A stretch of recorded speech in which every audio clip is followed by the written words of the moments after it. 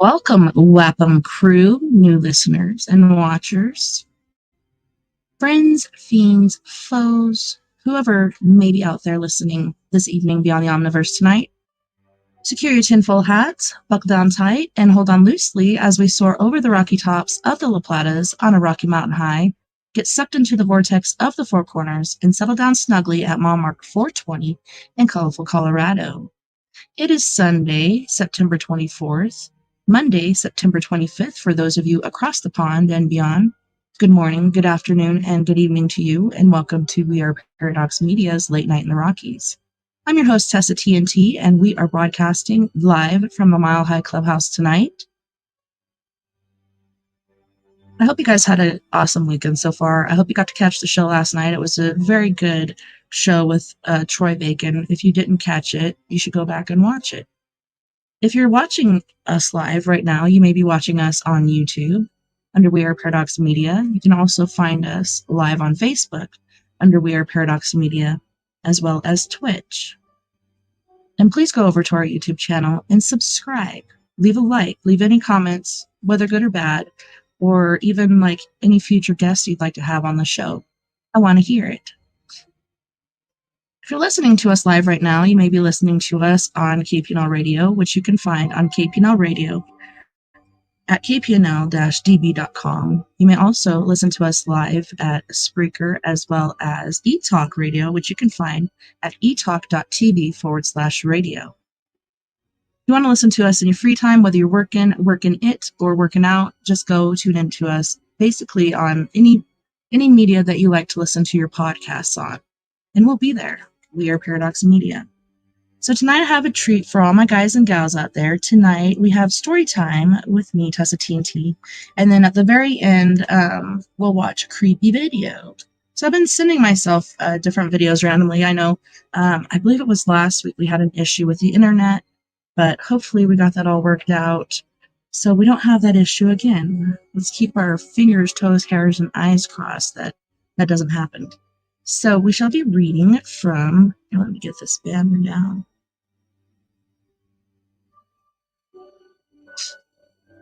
More of Hollywood's unsolved mysteries. So we've covered Elvis, so many different people, some that I wasn't even aware of. Like some of these stories come from like the 1920s and such. So this chapter is called Dinner for Two and Death for One. So Carol and Dennis O'Keefe in a scene from Topper Returns for Hal Roke and United Artists. Look at that lovely couple.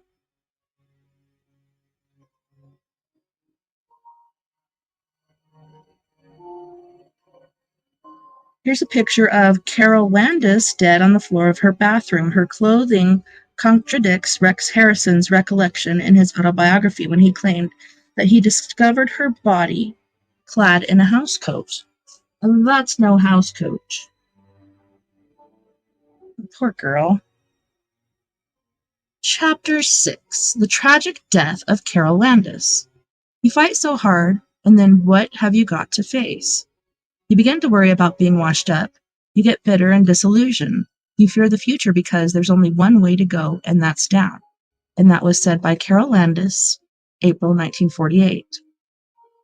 The death by natural causes, so to speak, of Sir Rex Harrison at the age of 82 in June 1990 recalled for us the time we covered as the correspondent for a London newspaper, and not so natural death of beautiful 31-year-old film star Carol Landis. Even though he was to deny it later, Harrison was deeply involved with Carol, in fact, up to the very night of her death. It was a sad drive to Carol's home on Capri Drive in Pacific Palisades that sunny late Monday afternoon of July 5th, 1948. Sad because Carol Landis was the same vivacious blonde who we had known so well in London and Algiers during World War II, while we were attached to SHAEF in Special Services for the Air Force. We had several lunches and dinners together in the wartime capital at the Duke Street U.S. Officers Club. In the days or evenings that Carol and her troupe of Kay Francis, Mitzi Mayfair, and Martha Ray were not performing at some base of the 8th Air Force, or an army encampment somewhere in England, as the old saying went. Carol was in England in a show sponsored by the USO and was later to write about her experiences in England, North Africa, and the South Pacific, called Four Jills in a Jeep. This was later filmed under the same title with the original Four Jills plus Betty Grable and Alice Faye at 20th Century Fox. On the afternoon of Sunday, July 4th, 1948, the 31-year-old Landis gave a swimming party for a number of close friends at her Capri Drive home just a block or two from the fashionable Riviera Country Club. Carol was, her guests were to say later, in high spirits, swimming and laughing, and entertaining as if she did not have a care in the world, if only they had known. Just the opposite was true, as those same friends were to find out in the days and weeks to follow. After the last of her guests had left at around 6 p.m. on the bright sunny afternoon, Carol Landis went up to her large and well-furnished bedroom to change. She had a dinner date that evening with Harrison in her home, one of many cozy dinners they had shared together in the Capri Drive house over the past months, while Harrison was busy filming The Foxes of Harrow for Daryl F. Zanuck at 20th Century Fox, just a short drive from Pacific Palisades. Landis donned a white silk blouse, a flaring black and white checkered skirt, golden sandals, but no stockings. And there's a little asterisk there. It says, to illustrate the callousness of Rex Harrison, many years after her death in his autobiography, Rex, he described a completely different outfit. He wrote, I saw Carol lying on the floor in a housecoat. This despite the fact that the 3 local newspapers ran pictures of Carol as she lay on the bathroom floor, which distinctly showed the black and white skirt, blouse, and sandals. It was to be a dinner alone for Harrison and Carol, for Sunday was Fannie Mae Bolden's day off, Carol's live-in maid for the past several weeks. It was also to be the last dinner on Earth for Carol Landis, and it was said later, Rex Harrison had a lot to do with her demise at such an early age. She was pretty, she was blonde, and they said later that she was doomed from the start.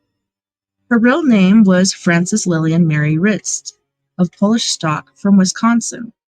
Her father had abandoned the family when she was a youngster, and her mother moved her brood to San Diego, California, and later to San Bernardino, 60 miles west of Los Angeles on the old Route 66.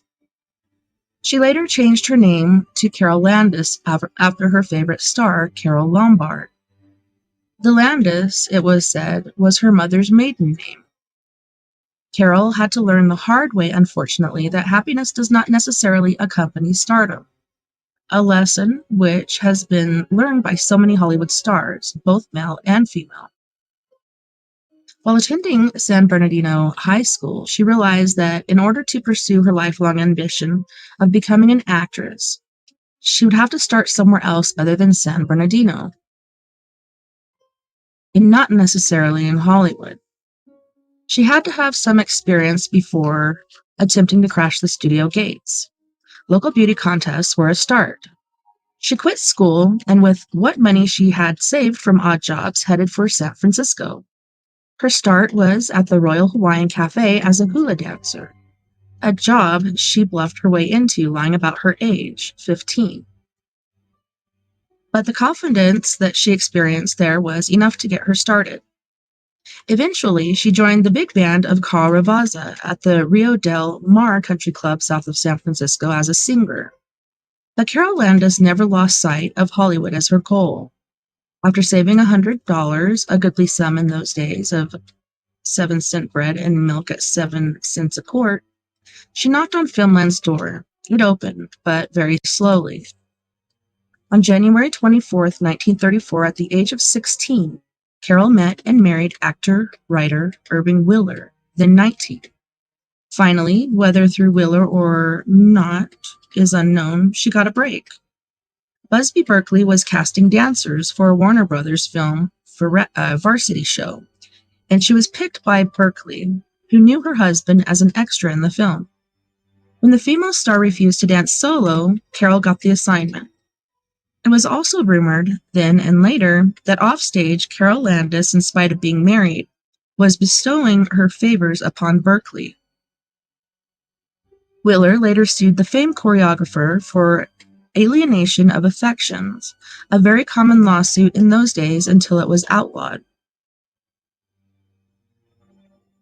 Willer asked for $250,000 but lost the case, and Carol won her divorce and a contract at $50 per week from Warner Brothers. She was featured in Blondes at Work with Glenda Farrell and in a Hollywood hotel. Many more pictures were to follow for Warner Brothers, Republic, and several independents. It was also said that Berkeley asked Carol to marry him. Following the role of the ingenue in a Schubert musical on Broadway, Carol's only commercial venture on the stage, Hal Roach signed her for $1 million BC. With Victor matured and wrapped her in a loincloth. This was followed by a featured role in Topper Returns, also from Roach. Then came a big break for Carol. She signed a contract with 20th Century Fox through the auspices of famed studio head Daryl F. Zanuck. It was then that the rumors and accusations began in the drawing rooms, country clubs, and watering holes. Her films at Fox included Moon Over Miami, Dance Hall, Hot Spot, and Cadet Girl. There was also Roadshow Wintertime, one of Sonia Haney's annual ice extravaganzas, Having Wonderful Crime, After the Thin Man, and several others well worth forgetting. But in 1942 came My Gal Sal. It happened in Flatbush, Orchestra Wives, and Manila Calling, and her longed-for career toward stardom was on the move. Her first marriage to Willer had lasted 25 days, but on July 4th, 1940, Carol married again. This time to yachtsman Willis Hunt Jr., a yacht broker and Los Angeles society figure. This marriage lasted 2 months, and she received her divorce after informing a Los Angeles judge that Hunt had told her, "You're a fool, just like everybody else in the moving picture business."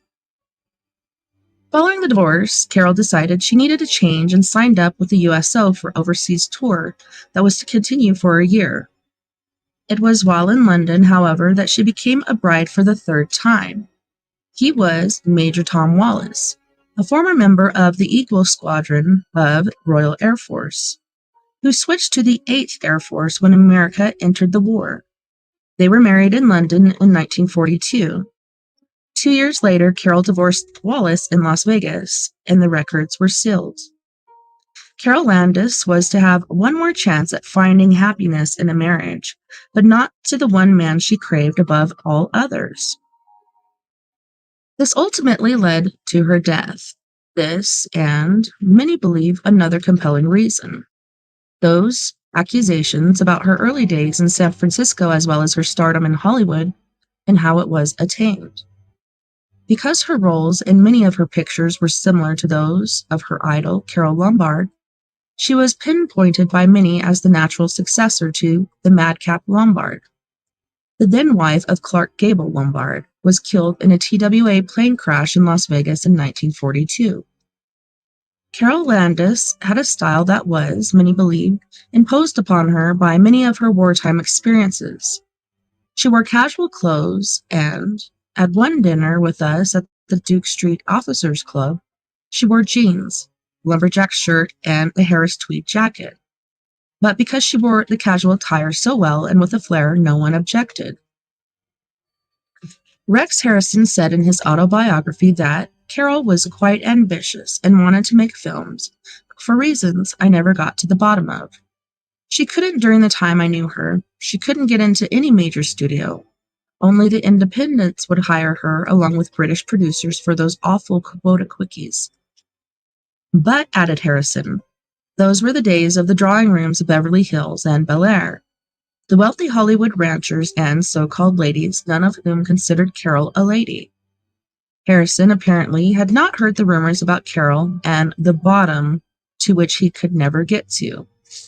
Nevertheless, while Carole Landis was working her tail off in USO camp shows and developing a case of malaria in the South Pacific, from which she never completely recovered, those ladies of Hollywood were attending social events, afternoon teas at the Riviera Country Club, volunteering a few hours a week at the USO in Hollywood, all the while bemoaning the fact they couldn't find any good servants.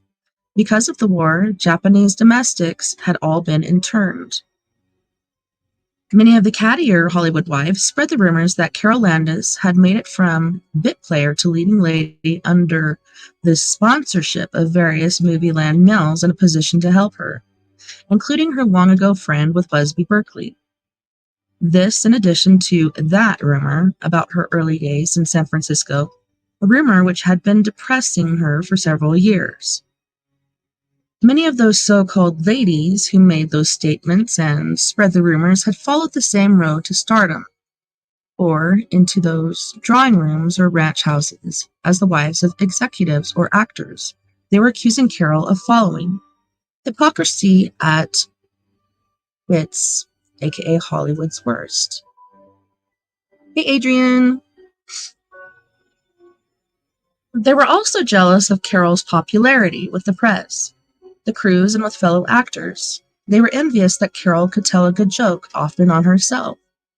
In Hollywood, Fame's door had opened and closed for Carole Landis, to all intents and purposes, shutting her out of any major studio work because of nasty, ugly accusations spread by those long-ago bitches of the industry. Some, incidentally, are still alive and, if they read this, will know what we are talking about. It was these women who had used their influence with their husbands, the movers and shakers of the industry, to wind down Carole's career. That drawing room crowd forever prevented Carole from becoming the great star she could have been under different circumstances. She was the right girl at the wrong time, and was well aware of those rumors and accusations, and that she could not overcome them. To have denied them publicly would have made it worse. They were well aware of this and capitalized on it, to Carole's detriment. Hedda Hopper was one of those bitches to whom we refer and who considered herself the moral czar of Hollywood, along with Luella Parsons. Hopper hinted at them in one or even more of her columns. This, then, was the mood, the atmosphere, and the psyche under which Carole Landis was laboring while she prepared dinner for herself and Rex Harrison on that fatal Sunday night. It was to be the last dinner on this planet for Carole Landis. Because of his cavalier attitude following her death, Harrison never fully recovered his stature with the British colony in Hollywood. The members all considered him a cad for not taking his licks and admitting his affair with Carole. And it was to be a hell of a long time before he was to ever make another film in Hollywood. Rex Harrison considered himself on Easy Street and on top of the world when he and his wife, Lily Palmer, moved from England to Hollywood in the late 1940s. Little did they ever envision leaving Hollywood under a cloud less than 3 years later, and that they would be at the center of one of Hollywood's biggest scandals until that time. Lily Palmer said many years later that almost as soon as they arrived in Tinseltown, where Rex had been set to star in several films for 20th Century Fox, all the so-called ladies in Hollywood threw themselves into his arms. Rex was not one to resist the temptations, she added. One woman was not enough for Rex. He just couldn't be faithful. He'd see some women, she would flutter her eyelashes, and he'd believe that he'd fallen head over heels in love with her. It was just his personality, she remarked. Lily Palmer accepted Rex Harrison's occasional infidelities. She knew they were purely physical conquests, which never, it seemed, altered the way that Rex felt toward her. Then came Carol Landis. They first met at the Racket Club in Palm Springs, introduced by one of its owners, Charlie Farrell. They were immediately attracted to each other. This was to continue unabated for months in Hollywood and in England. At the time, Carol was married to her fourth husband, Horace Schmidlap, a supposed New York millionaire. The marriage for Carol, however, turned out to be a Dutch treat affair. As Schmidlap lived in New York and Carol in California, she paid most of her own California living expenses. Rex Harrison quickly succumbed to Carol's charms and immediately embarked on another adventure. Gossip arose very quickly about their extramarital activities as they continued their romance. Their affair was becoming more and more widely known. Harrison, who loathed the press anyways, found himself becoming increasingly challenged about the relationship. Because there was very little work for Carol in Hollywood in late 1947, she went to London after being offered 2 films by British producer Edward Dryhurst, The Noose and The Brass Monkey, 2 quota quickies for the British market. With Carol as one of the stars, these could also be released in the US. Handily for both, Harrison was also assigned by 20th Century Fox to star in Escape in England as one of Fox's annual British productions.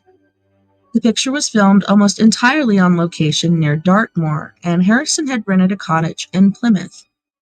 Lily Palmer remained in Hollywood with their son Carrie. Because of this, Carol and Harrison were able to spend most weekends together in Plymouth, away from the prying eyes of Britain's tabloid press. And this was the man who denied, following Carol's death, that they had been having an affair. That they were just good professional friends besides, he added. Carol is a good friend of my wife. On returning to Hollywood, Rex would constantly visit Carol at her Capri Drive house, only a few minutes away from his and Palmer's home in Mandeville Canyon. This finally and inexorably led to a quarrel between Lily and Harrison. She decided to visit friends in New York. The only witness to Harrison's not-so-discreet visits was Fannie Mae Bolden. Bolden was to say later that she had no doubt that Carol was deeply in love with Rex. She would make me so mad because he would be eating his meal and she would just sit there watching him, and he would be eating just like a dog, like it was going out of style. Carol Landis was obsessed with Rex Harrison, but the romance was going nowhere. She took numerous photographs of him, which she developed herself in the darkroom in her house. Because she developed them herself, one must conjecture as to the type of photographs some of them might have been. So here's a couple pictures. One is of Rex Harrison and his then wife, Lily Palmer, 3 years after Carol's suicide. They are pictured at Columbia Studios, where both were appearing in the Stanley Kramer Company production of The Four Poster. This was to be Harrison's first picture in Hollywood, and 3.5 years following Carol Landis' suicide. And then below we have Carol Landis at 8th Air Force Headquarters at Bushy Park just outside of London. So left to right, it's Missy Mayfair, Martha Ray, Kay Francis, Carol, and 2 U.S. Army officers, attached to the Special Services Division in spite of their lapel insignia. These were the four Jills in a Jeep, the subject of a book by Carol and a 20th Century Fox film. And there's those pictures. And that's Carol.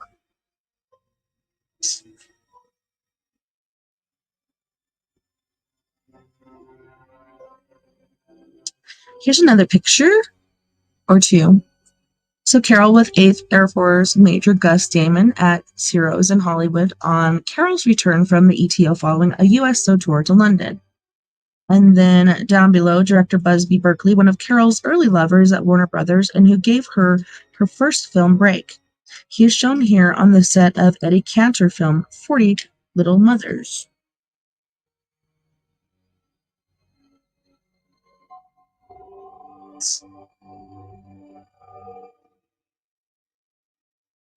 Benny Bolden recalled 3 or 4 years ago in another interview, she had pictures of him all over the wall of her bedroom. According to Bolden, Carol fully expected Rex Harris to divorce Lily Palmer and marry her. Approaching 31 at the time and with a failing career because of those rumors and accusations being made by the bitches of Bel Air, she felt it was time to settle down and have children. There's an asterisk by that too, and it said, many years later, Rex Harrison said that he was very taken with Carol's all-American spirit and sense of humor and freedom. He said she was a feminist long before the launching of women's liberation movement. That this was something else about Carol which upset the drawing room crowd. So what was obvious to everyone, at least to those of her inner circle who knew of the affair, was that Rex Harrison was the wrong choice for her future happiness and security. He did not want to lose the stability that his marriage to Lily gave to his life. And Lily, he was sure, never regarded Carol as a threat to their marriage. He realized that he would soon have to decide where his future lay, a fact of which Carol was equally aware that July 4th as she prepared dinner for herself and Harrison. She made his decision clear during the evening and told Carol that he had accepted the leading role in a New York play and would be leaving California for many months. Little did he know how many. Carol had reached the end of her rope, both financially and emotionally. She had no work in sight. She had sold her house, her car, and dismissed her press agent because she couldn't afford to pay him. The bills were piling up, and escrow would not close on her house for several weeks. She had filed for divorce earlier in the year from Schmidlap, and her attorney, Jerry Geisler, had worked out a property settlement between them. All Carol would get was the proceeds from the Capri Drive house, which would just about pay all of her debts. About 9 o'clock on Sunday night, July 4th, Rex Harrison said he left Carol's house to visit Roland Culver, another of Hollywood's British contingent, who lived nearby. Harrison wanted to talk to Culver about the play he was going to do for Leland Hayward in New York. In his autobiography, Harrison wrote, I went to Carol's for supper and I discussed the play with her. She thought it was marvelous, but upset at my leaving California. She seemed a little down, but I'm afraid I didn't realize or notice the extent of her depression. I left Roland's about 1 a.m., went home and called Carol to say goodnight. At the back of my mind, I felt she sounded a little strange, but I made nothing very much of it. The next day, Monday, Harrison spent practically the entire morning and through lunch discussing Anne of the Thousand Days with playwright Maxwell Anderson in Malibu. When I got home, I called Carol to tell her I was back. The maid answered and said she knocked on Carol's door a couple of times, but with no response. I thought and hoped she might have gone out, but I felt a little worried, so I drove around to the house and rang the bell. I tried the door just as Carol's maid was about to open it. It was then that Harrison started to panic when he discovered Carol lying on the floor of her bathroom, with her head resting on a light brown jewel box. His immediate thoughts must have been, scandal time, old boy, brace yourself, with no thoughts for the soul of Carol Landis. His later lies and actions bore this out. Just what were those rumors and accusations that the establishment ladies had been making about Carol, which were depressing her, destroying her Hollywood career? When Carol left for San Francisco after winning a couple of beauty contests in San Bernardino, she had $16 and change and her Greyhound bus ticket. From that moment on, her life in San Francisco was clouded in mystery and rumors of a mysterious past. This came up several times when she was asked about it by reporters, but she always changed the subject. This mysterious past was talked about and embellished on the Bel Air circuit for years. The stories that she had been a teenage call girl for the owner of the Royal Hawaiian Cafe were passed around as fact. It was known that the cafe was a tourist trap and, it was said, gave her the opportunity to meet and entertain lonely tourists and conventioneers, which paid her far more than dancing the hula, or so the accusations went. These rumors snowballed into character assassination, but she had also become Busby Berkeley's mistress while working at Warner Bros., and that he had pulled some strings with Jack Warner to get her that stock contract. Carol was once questioned about these and other rumors, and the ones which upset her the most. Anyone in public life, she replied, gets used to unkind rumors after a time, though all of them are very upsetting when they are published and spoken about publicly, particularly by those in the business who are, shall I say, jealous of your success. I've learned to stand up to them by ignoring them and not dignifying them with an answer. But it was while she was at 20th Century Fox that the accusations ended Carol's career in Hollywood. At least to all intents and purposes with the major studios surfaced. They were not pleasant. Most of them were vicious lies. Darryl F. Zanuck was noted for playing matinees in his back office around 3:30 every afternoon with the contract player of his choice. Darryl signed the check, so to speak, and decided which options were picked up every 6 months. Because of this power, there was reticence, but seldom an argument if any young lady he desired decided she had a headache or some other ailment on the day Darryl decided she would come to his office for a story conference or to discuss future projects. Nearly everyone in the know at the studio claimed that Zanuck called on the busty, lusty Carol 2 or 3 times a week for the traditional rite of passage, entered into by many of the female contract players at the studio. The accusations were also made by her detractors that Carol had been having an affair with Jacqueline Susan, a press agent who later wrote Valley of the Dolls, and 2 other forgettable novels. All, however, were bestsellers but became so-so films at 20th Century Fox. The accusations were also made to put a spin on the story that Zanuck somehow preferred women who themselves preferred or enjoyed women. In those days, homosexuality and lesbianism were frowned upon by the strict moral code of the industry and were rarely mentioned in polite circles. But the bitches of Bel Air did not move in polite circles. Nevertheless, Carol Landis' detractors kept them going until she could no longer obtain work at any of the major studios or few independents. No one has ever been able to understand why this was done to her. It was a known fact that many other actors and actresses had led far more dissolute lives than Carol Landis ever had. The accusations and rumors ruined a career which could have put Carol in the forefront as a popular, much-in-demand leading lady.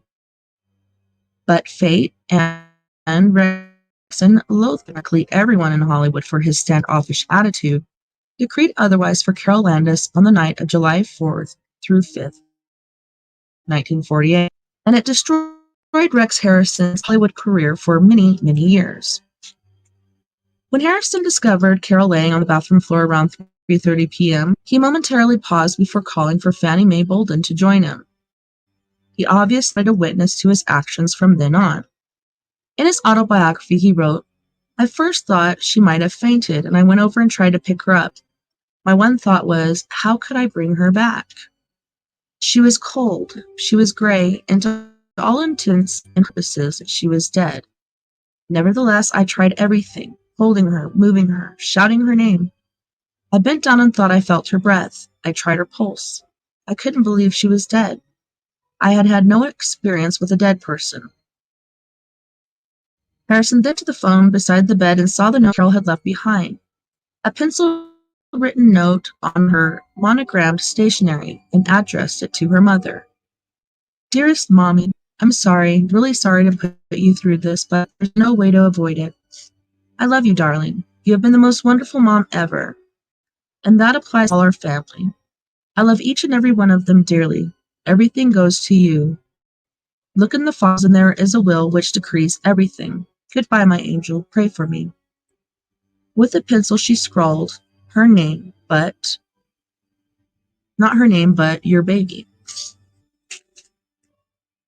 Harrison claimed it was no other note, but it was reported that she had left behind a separate note for him, that he pocketed it before anyone else could see it.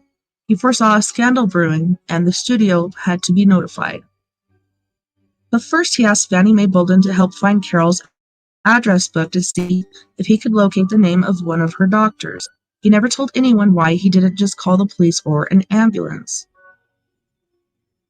After going through the book fruitlessly, or so he said, he got into his car and drove to his own home as fast as he could to get the telephone number of his own doctor. And there's an asterisk by that says Harrison never explained, nor was he asked, why he didn't just ask information for the number for Carol's telephone instead of wasting time with the 15 or 20-minute drive to his Mandeville Canyon house. It is believed that he took the time to not only call his doctor, but the studio and probably a lawyer, calls he did not want to make in front of Fannie Mae Bolden. At this point, he claimed later, he did not realize that Carol was past resuscitation. He eventually reached a doctor's assistant, whom said it would take him at least a half an hour to go to Carol's home. I rang the Culvers, who lived nearby, and asked if they knew a doctor in the area. They suggested I ring St. John's Hospital in Santa Monica, and the police if she had taken an overdose. I reported to the hospital and the police that I had found Carol and that she needed immediate assistance. By the time Harrison returned to the house on Capri Drive, the police had arrived and had been led in by Fannie Mae. Harrison spoke briefly to the police of finding her body and told them that he had dinner with Carol.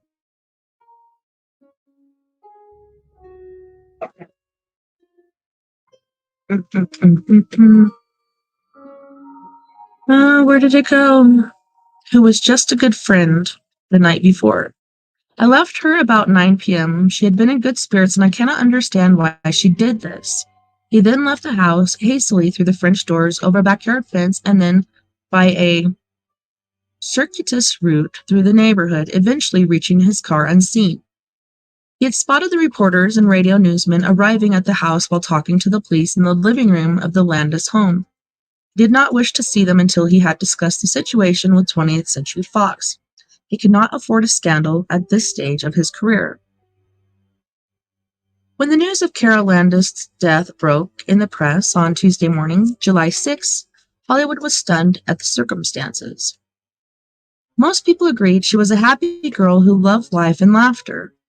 Every one of her close circle of friends called her a good scout, and she was adored by the crews of the pictures on which she worked, not only in Hollywood but also in London, where she had made several pictures.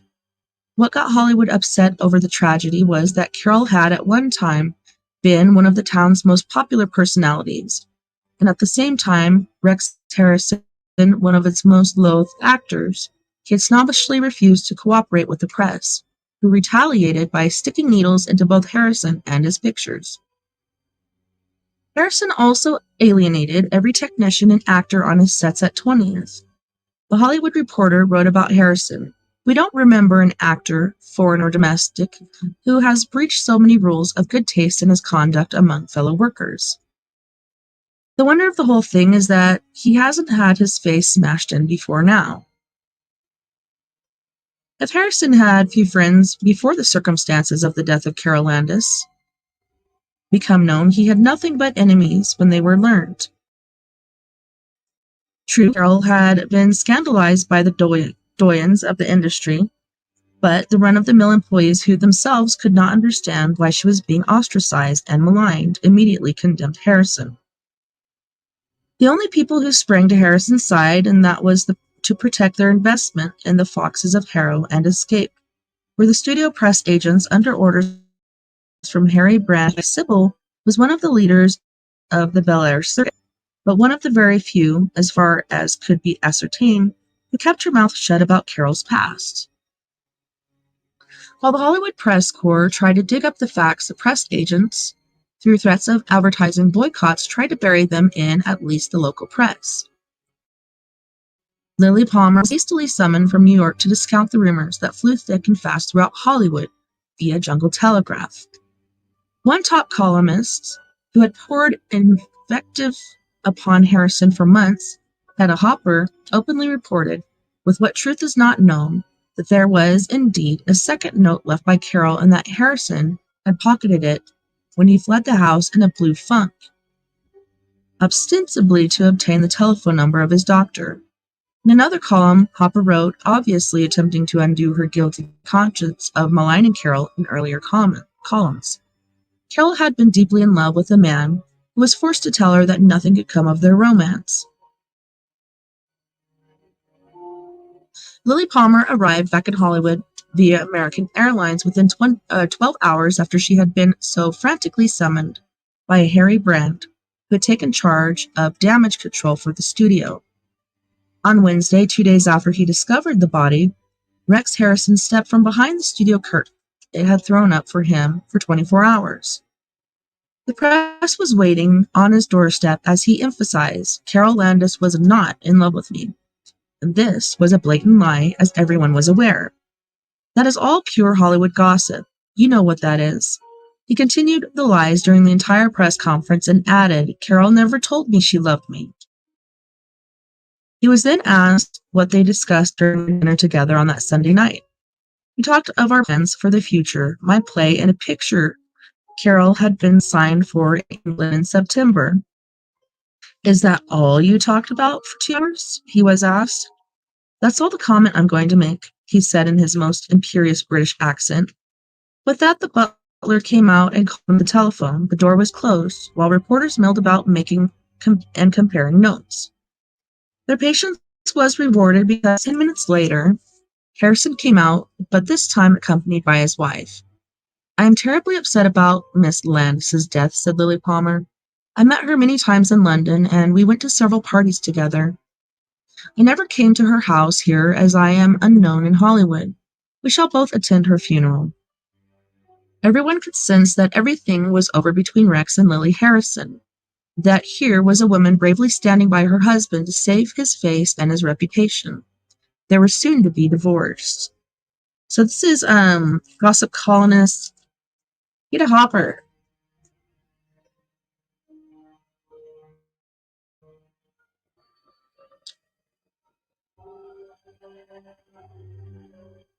When her body was found on the bathroom floor, Carol was clutching a small brown envelope with the imprint of Carlton House, 22 East 47th Street, New York. On the envelope, scrawled in ink, were the words, red, quick, 2 hours, yellow, about 5, can take 2. This was not in her handwriting, but was obviously written by a doctor. The autopsy showed they were sleeping pills. How many were in that little brown envelope of death was not known. There was one little white pill left in it when Harrison discovered her body. Dr. Maynard, Brand's mom, Carol's personal physician, told the coroner that he had given her prescriptions for amoebic dysentery, contracted while she was in North Africa during World War II, and he knew that she suffered from recurring bouts of malaria, which sometimes interfered with her work. I gave her no sleeping pills of any kind, he said. If Carol Landis had not taken her own life over an unrequited love affair with Harrison, what then was the reason?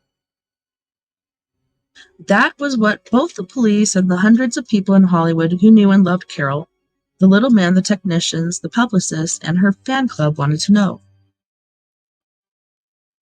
Carol's mother, Clara Landis, heartbrokenly told what she felt. My baby Carol had had her troubles, she said in Carol's house 3 days after her daughter's death. She had married a rich man, but she was in deep financial trouble. She had sold this house, her car, her home, little things in order to keep going until she got work again. Work that was being denied her because of nasty, scurrilous rumors. Things had been piling up for her. She told me of her financial worries despite her marriage to Horace Schmidlap, a rich man. Why only a short time ago, in bitterness, she said to me, Mother, marry a rich man, and then support yourself. A month ago, I was staying with her when she called Mr. Schmidlap long distance. She started talking to him at midnight and finished at 2 a.m. I heard her say, I never spent a cent of yours except on the house and expenses. I know she offered him back for a fur coat. Carol Landis, for all her outward gaiety, never found happiness. Her final try came when she married Schmidlap in 1945 in New York. She once said she wore her heart on her sleeve. In March 1948, 4 months before her death, she had arrived back from filming The News and promptly filed suit for divorce against him on the grounds of cruelty. Was this because she had fallen desperately in love with Harrison and hoped eventually to marry him? Could this scenario have been discussed during their weekends together in Plymouth? The answers to those and other questions were never answered. On hearing of her death, Schmidlap immediately flew to Hollywood. In his suite at the Bel Air Hotel, he emphatically denied all the charges leveled at him by Carol's mother. Her charge that I failed to support Carol properly is absurd and ridiculous, he said. During the 2.5 years of our marriage, I paid for everything. A house that cost over $100,000, boat, train, and plane fares because we were living all over the country and a lot of the time in England. I paid all her household expenses and clothing. There was a time in London when she did buy some clothes with her own money. Carol did not want for anything. Of course, I stopped paying as soon as she filed for divorce. I am completely missatisfied at her suicide. I cannot see why she should have taken her own life. I spoke to her last week by telephone, and she was in high spirits, but I had not seen Carol since January in London. Rex Harrison and Lily Palmer were among the 2 stars who attended the funeral at Forest Lawn Cemetery, but it was the public who provided the spectacle. Hundreds arrived 4 hours ahead of time. They came on foot, in buses, in cars, in taxis. They saw Harrison and his wife enter the chapel just minutes before the services began, a down-to-earth trooper's funeral in the church of the Recessional. With the Harrisons was Rex's only close friend in Hollywood, Roland Culver, accompanied by Agent Hilton. The 5 entered the chapel through a side door and into a semi-private room close to the gleaming white casket. Lily Palmer walked ahead, Harrison between Culver and Bolton. Following the church service, all 5 left the cemetery before the casket was closed and borne to the gravesite on the slopes of an evergreen-shaded hill for burial. Schmidlap was swept aside by the vulgar, gawking crowd as he tried to reach his assigned chair at the graveside. Instead, he stood with bowed head on the fringe of the crowd, still jostling and pushing forward as Carol Landis disappeared from view into the earth of Forest Lawn Cemetery. Her final credit was Carol Landis, 1917 to 1948. Her grave, with a simple marker, is on the Forest Lawn tour. There was to be one final bizarre twist of the death of Carol Landis, which was only revealed by Harrison many years later in his autobiography.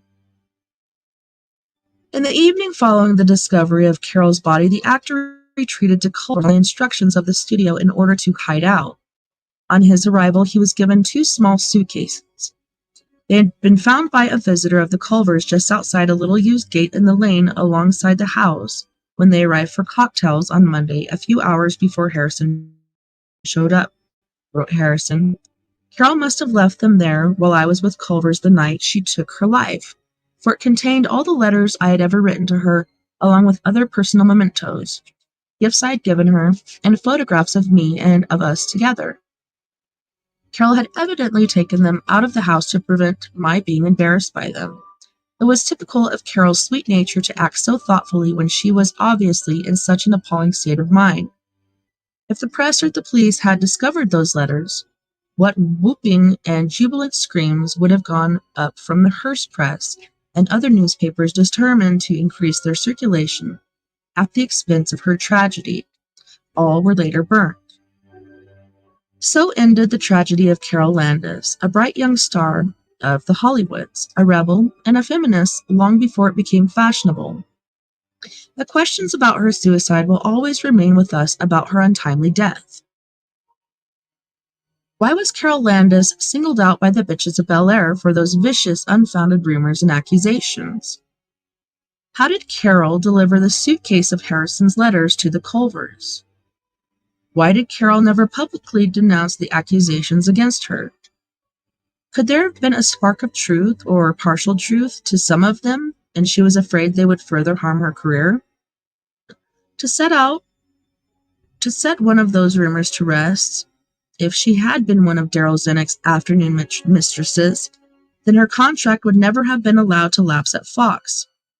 She was the only one of the Zanuck's many mistresses who had any talent, or was pressure put to bear on Zanuck by outside influences, not to renew her contract. Why did Rex Harrison continually lie about his affair with Carol Landis? It was common knowledge, and he would have been held in a little higher regard if he had admitted to having had an affair with her. Instead, he was ostracized and did not work in Hollywood for many years. Or did she commit suicide because she was 2 months pregnant with Rex Harrison's child? In his own callous way, we have learned from someone very close to Carol, Harrison told her, "I'm a married man, and you'll have to deal with it yourself."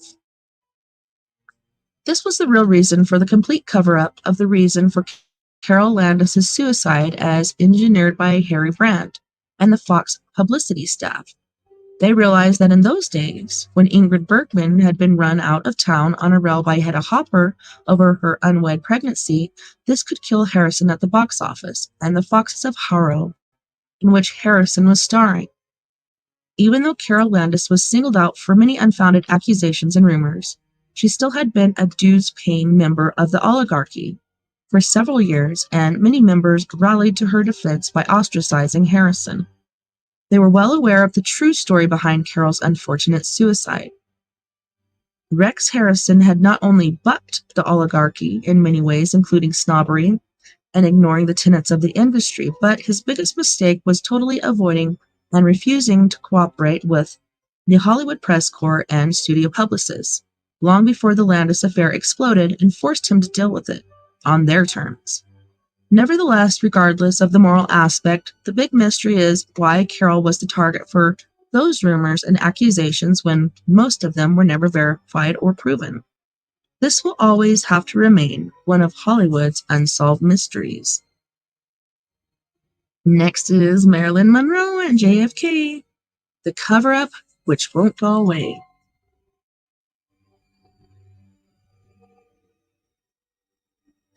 So we'll be reading that for the second hour. Right now we have to go to our first music break. So on this music break, we have Mr. Jeff Hilliard, and he'll be singing Finger Bang Your Day, Consensual Sex Man, Cock That Heals, Multitude, as well as Silicone Wave. You guys don't go anywhere. We'll be right back after this music break.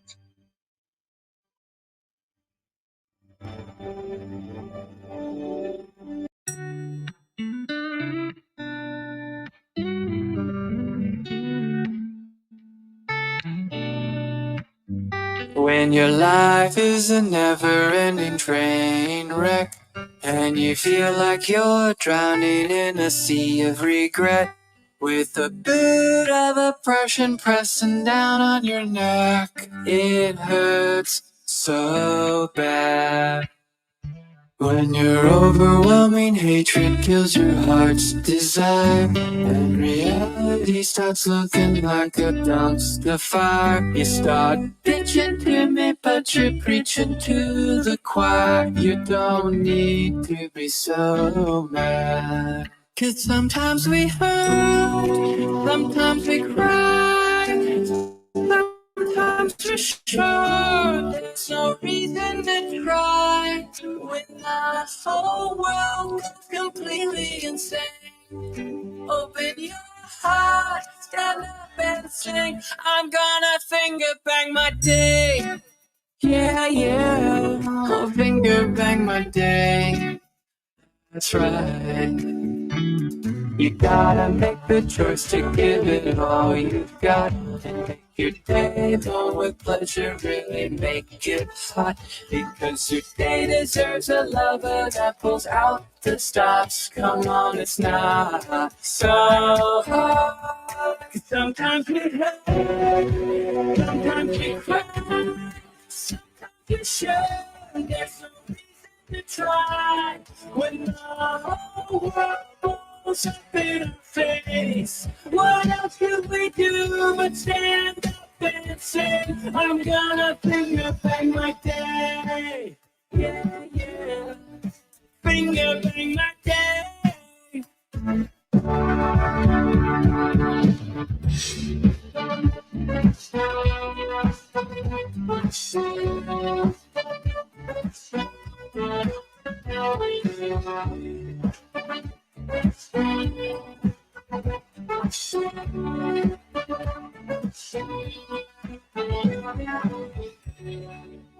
Hey, what are we really doing? We can't live in a world that has this much hate.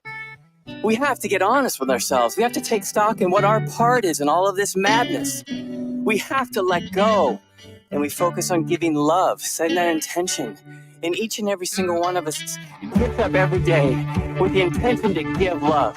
And we do it. We go out there and we give love every single day. Each one of us gets out there and makes love to our day. Giving our day. Love to our orgasm. Sometimes we hurt, sometimes we cry, sometimes we should. There's no reason to try when the whole world is fucking inside.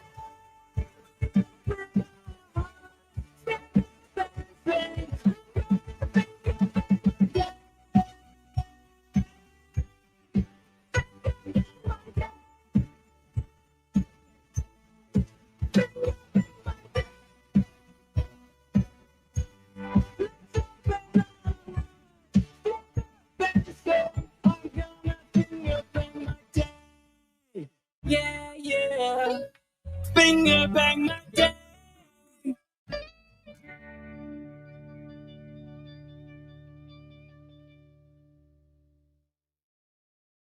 Do you wanna go for a ride? And I can send you on sex bed. Do you wanna go for a ride? And I can send you on. Let me take you far away from all this huff and puff. There won't be nothing in between our love, like a pair of doves flying high above, where nothing can touch us. Touching softly, don't let me go, won't let you go. This is eternity with me, baby. Do you wanna go for a ride? In the consensual sex bed. Do you wanna go for a ride? Consensual sex bed. You don't have to be alone.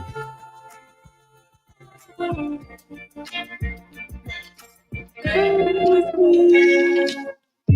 magic, healthy laughter, boundaries, space, unknowing mutual consent.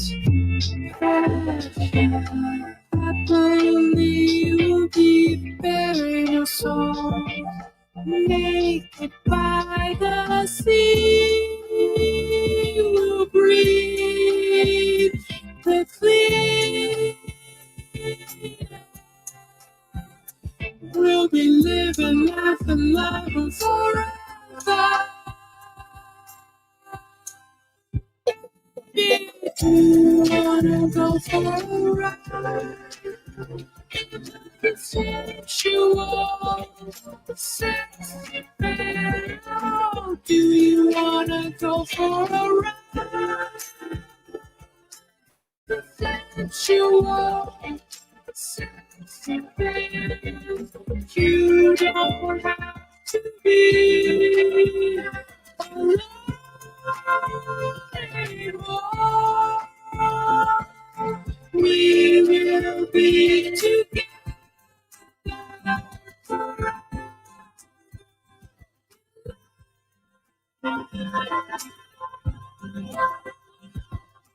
Do you wanna go for a ride? Do you wanna go in my cathedral? Let's go. Let's go. Let's go. Let's go. Let's go. Just get in the van.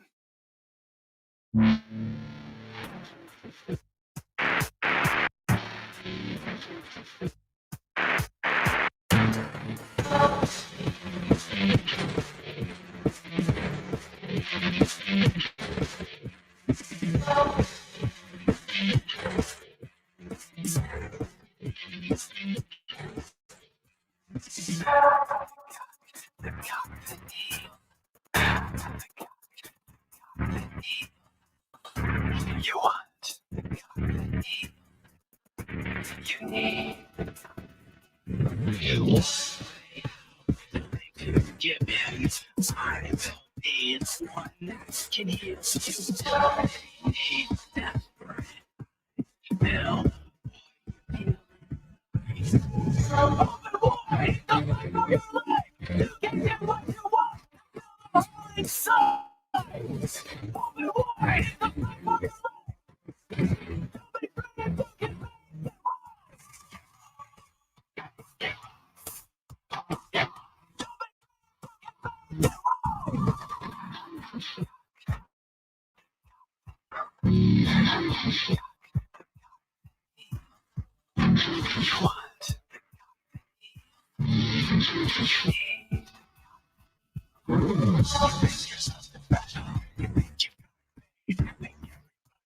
You think you can get your way? No one really cares about your intelligence.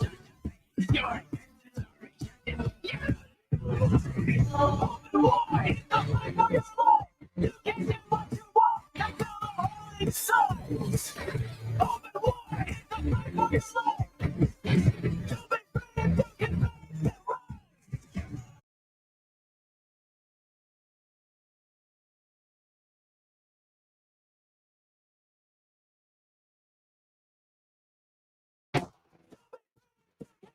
It's like you're nothing but an ungrateful, unworthy sinner.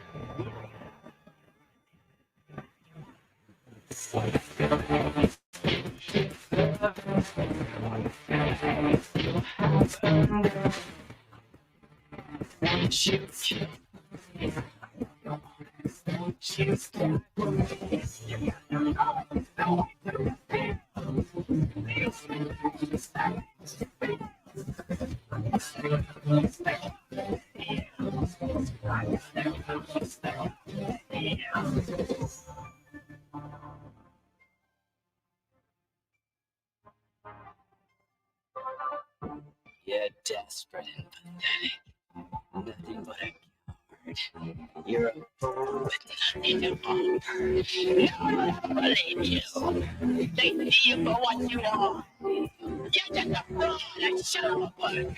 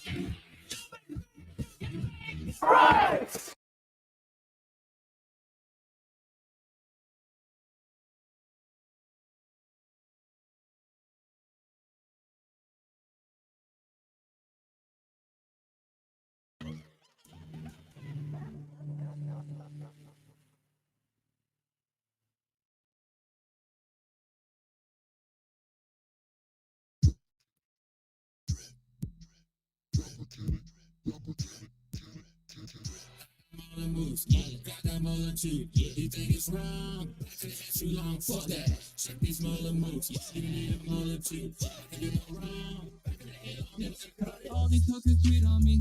Look at them chasing me, showing me that ass. And I bang up to snatch. I do this shit for free. Go down your mom till 3. She's taking selfies with the mullet like it's history. I can't outmaneuver you with that pussy, dude. You feel like we're waiting on it to come to you. My lines are straight to the point. She shows me gratitude. So what's your latitude? Let's adjust your attitude. Get a double Billy Lamborghini. In a silly little yellow bugger top bikini. I got more to move. I got that mother too. She take us wrong. Back to the head too long. Fuck that. Get a double Billy Lamborghini. In a silly little yellow bugger top bikini. Check this mother move. You need a mother too. I can do no wrong. Get a double Billy Lamborghini. All up in a silly little yellow bugger top bikini. You're like the butt of a butter, not cutting up panini. So climb back in your kangaroo pouch like a roller genie. These rules are hot, these lines I got. This power cannot be disputed and it can't be bought. So you can find me in the studio with all these thoughts. You wanna buy my stuff, but you can't be what you're not, neighbor. I got more to move, I got that mother too. You think it's wrong, back to the head too long. Fuck that, check this mother move.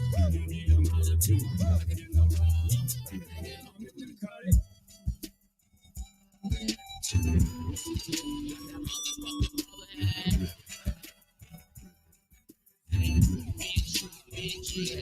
You wanna touch it? Yeah. Next time. Just remember how my mullet makes your hoes pussy drip, drip, drip. I got more to move. I got that mullet too. You think it's wrong? It ain't too long. Fuck that. Check this mullet move. You need a mullet too. Never gonna cut it. You think it's wrong? It ain't too long. Fuck that. Check this mullet move. You need a mullet too. Never gonna cut it. Never gonna cut it.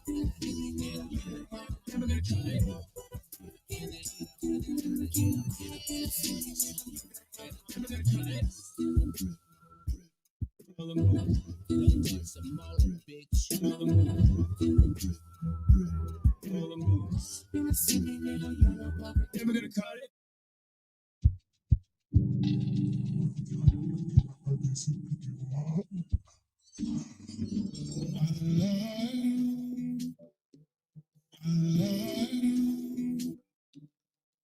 I just got a package.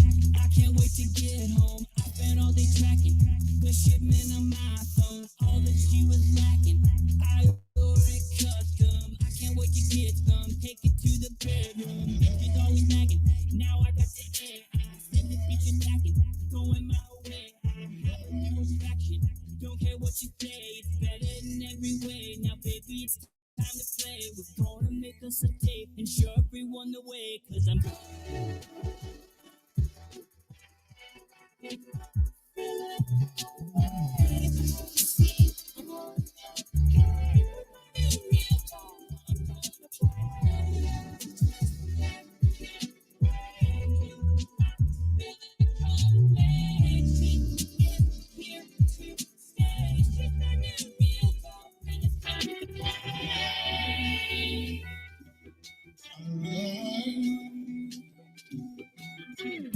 She don't need expensive date nights. Never talks back, I'm always right. Stuff it in her face with all my might. She don't even care, we don't ever fight. She never cries when I'm testing the suspension. We blow it up like it's fucking Armageddon. We make the videos because this is perfection. Look at this correction. I don't need protection cause I'm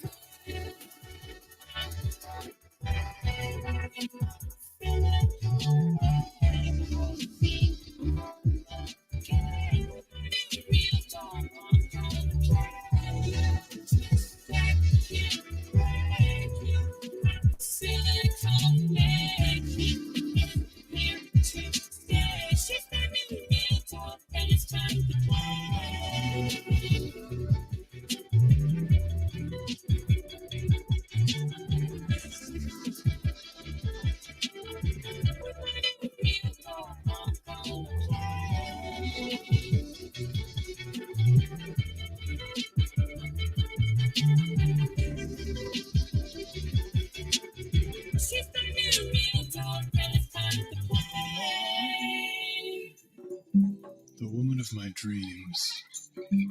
Voulez-vous coucher avec Maman, Je suis amoureux. je compte toujours Enchanté, plus jamais. ma chérie, mon Tu es petit gentil. nasty. Ils étaient sur le nez. Tu es chaud. Et moi.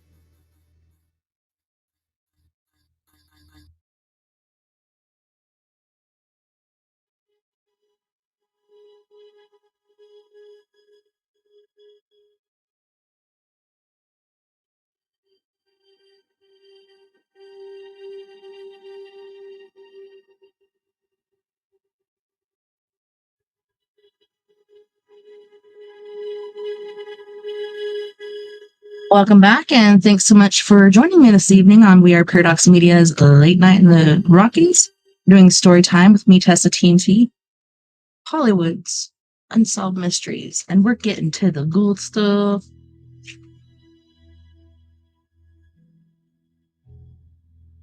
So here's a picture of Marilyn Monroe following her wedding to Jolton Joe DiMaggio, who was the latter who arranged for Marilyn's funeral and internment at Westwood Memorial Park. He also banned most of Marilyn's friends from her funeral, claiming they were responsible for her death, in a manner of speaking. This upset the Hollywood community.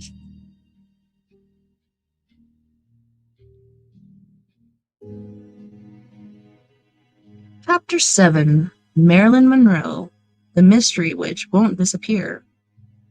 In the official police report a few days later, the time lag before calling the police had been cut down to 1 hour. I couldn't believe it. I knew the fix was in. That was Sergeant Jack Clemens of the Los Angeles Police Department. But first, these words for our audience. Since the first volume of Hollywood's Unsolved Mysteries was published in January 1990, many more facts have come to light on the still unsolved mystery of the death of Marilyn Monroe. Many theories and even pertinent facts have been imparted to us anonymously and otherwise by people who have contacted us since the book was published. Through discussions on 150 radio shows and on such national TV shows as Larry King Live, Inside Edition, AMLA, and Inside Report, we learned how many people across the United States were aware of the massive cover-up to protect the Kennedy family over Marilyn's murder. On many of those radio shows, it was reported that Marilyn underwent an abortion at a Los Angeles hospital on July 20th, 2 weeks before her death. She confided in several intimates that a top-level government official made her pregnant. When the official heard this from Marilyn, he flew into a rage, marking the end of the affair, to all intents and purposes, between Marilyn Monroe and Bobby Kennedy. It was also learned that the FBI was convinced that the late Attorney General plotted her death.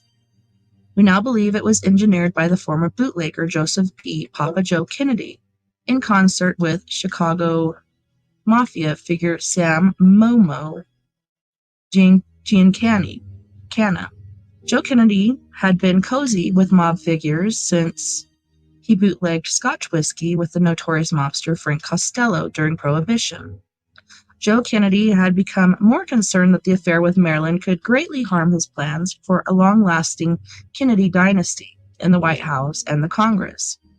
Hence, there was a strong motive for him, a notorious womanizer himself, to eliminate Marilyn. He also knew that his arch enemy, J. Edgar Hoover, was knowledgeable about John and Bobby's affairs with Marilyn and could blow the whistle at any time. The end of his cherished Kennedy dynasty would be the result. All of the reports about the affairs were logged and filed by the late FBI director, as were further reports as they arrived from his field agents in Los Angeles and Lake Tahoe, where Marilyn spent her last complete weekend in the company of Giancana, Peter Lawford, and others. It was at Lake Tahoe that weekend that Marilyn said she would soon hold a press conference to announce her involvement with Bobby and John Kennedy and that she had aborted this. It was that ill-fated pronouncement that sealed the fate of Marilyn Monroe.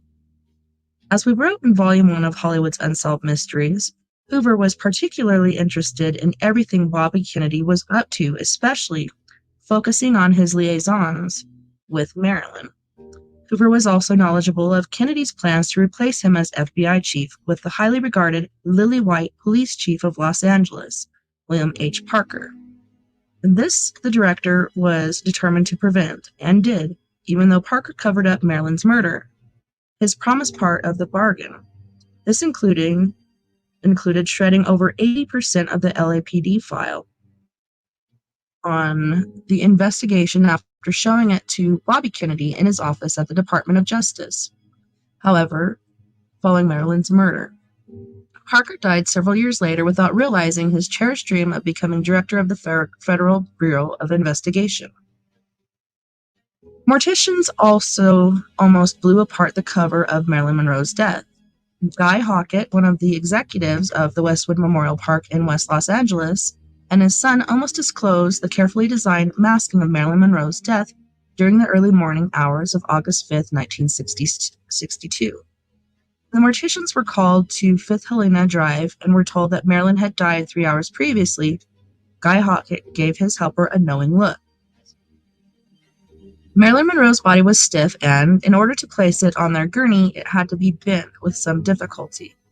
A body that had been dead for only 3 hours would have been much easier to handle.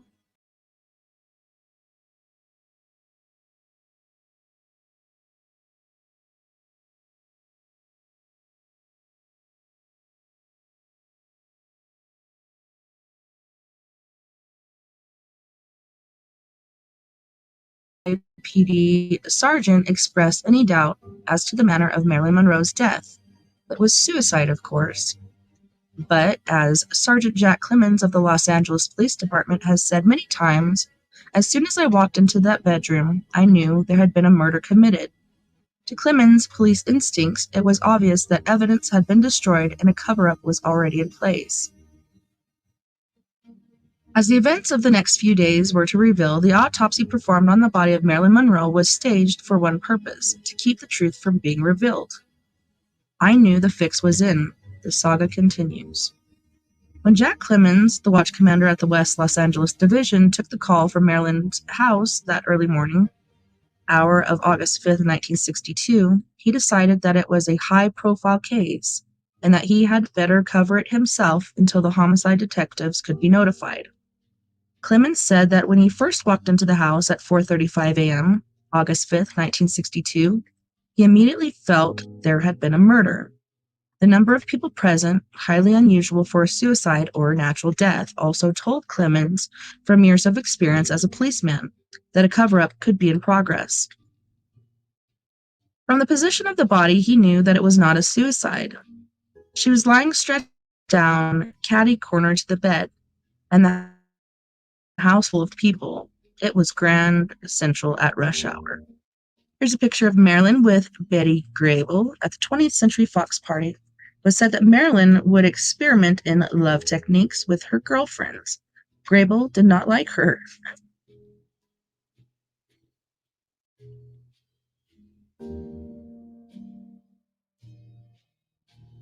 Here's Marilyn with her longtime close friend Robert F. Slatzer, the latter of those claiming that Marilyn was murdered.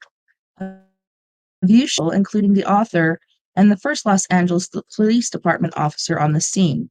As soon as I saw the report, I knew the fix was in, according to Sergeant Jack Clemens. And then there's Robert F. Kennedy working in his office.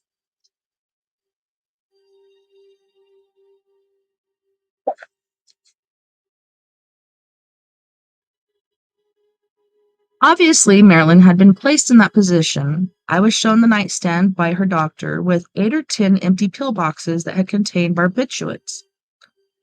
Her doctor said she must have swallowed them all. Whichever doctor made that statement, Dr. Ralph Greenson, Marilyn's psychiatrist, or Dr. Hyman Engelberg, her internist, certainly couldn't have been thinking ahead. They should have known that a death of this nature would undoubtedly go through the autopsy process and that the pills they claimed Marilyn swallowed would not be evident. Or had they been administered in some other way? Clemens said I instinctively looked around the room and in the bathroom for a glass used for the ingestion of what must have been a great many pills. There was none in either room. It was discovered that the bathroom adjoining the bedroom was being remodeled, and there was no running water available in her bedroom suite. In my opinion, said Clemens, Marilyn Monroe was murdered that night in her home on 5th Helena Drive. In fact, it was the most obvious case of murder I ever saw. Everything was staged, the body was rigged and artificially placed. It was not the sort of position in which you die. Clemens also told an interviewer that when he arrived on the scene, he was startled to see that Marilyn's body was a telltale shade of purple. Lividity, the settling of blood within the body, takes place over a long period of time.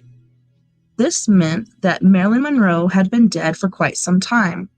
Blood always seeks the lowest level of the body, turning it from an ashen gray to purple depending on the length of time a person has been dead.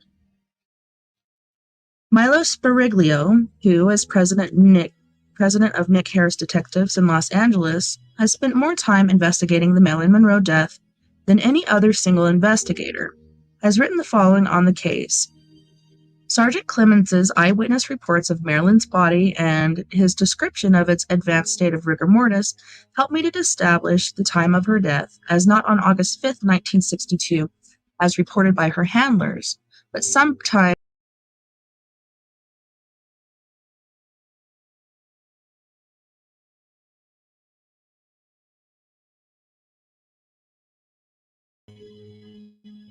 I don't know why it keeps cutting out. This would also bear out the knowing looks of the Hawketts when they picked up the body, but as discreet morticians, they kept their mouths shut for many years. What occurred during the extensive time lag? For one thing, paramedics from Schaefer Ambulance of Santa Monica came flying up the 300 yards of the 5th Helena cul-de-sac to Marilyn's house at number 12305. One of the ambulance attendants on duty that night said that it was never ascertained who called the ambulance from her house. The call, however, came in before midnight. As he and his partner placed Marilyn in the ambulance, a male individual in the house came forward and injected Marilyn directly into the heart, claiming he was a doctor. The attendant later said that whoever it was counted down her ribs like a pre-med student in order to find the right spot. The paramedics had spent some time trying to revive her, and color was finally returning with their efforts, but as soon as she was injected, the color drained from Marilyn's face. She was taken to Santa Monica Hospital 5 miles from her home. When she was wheeled into the emergency room,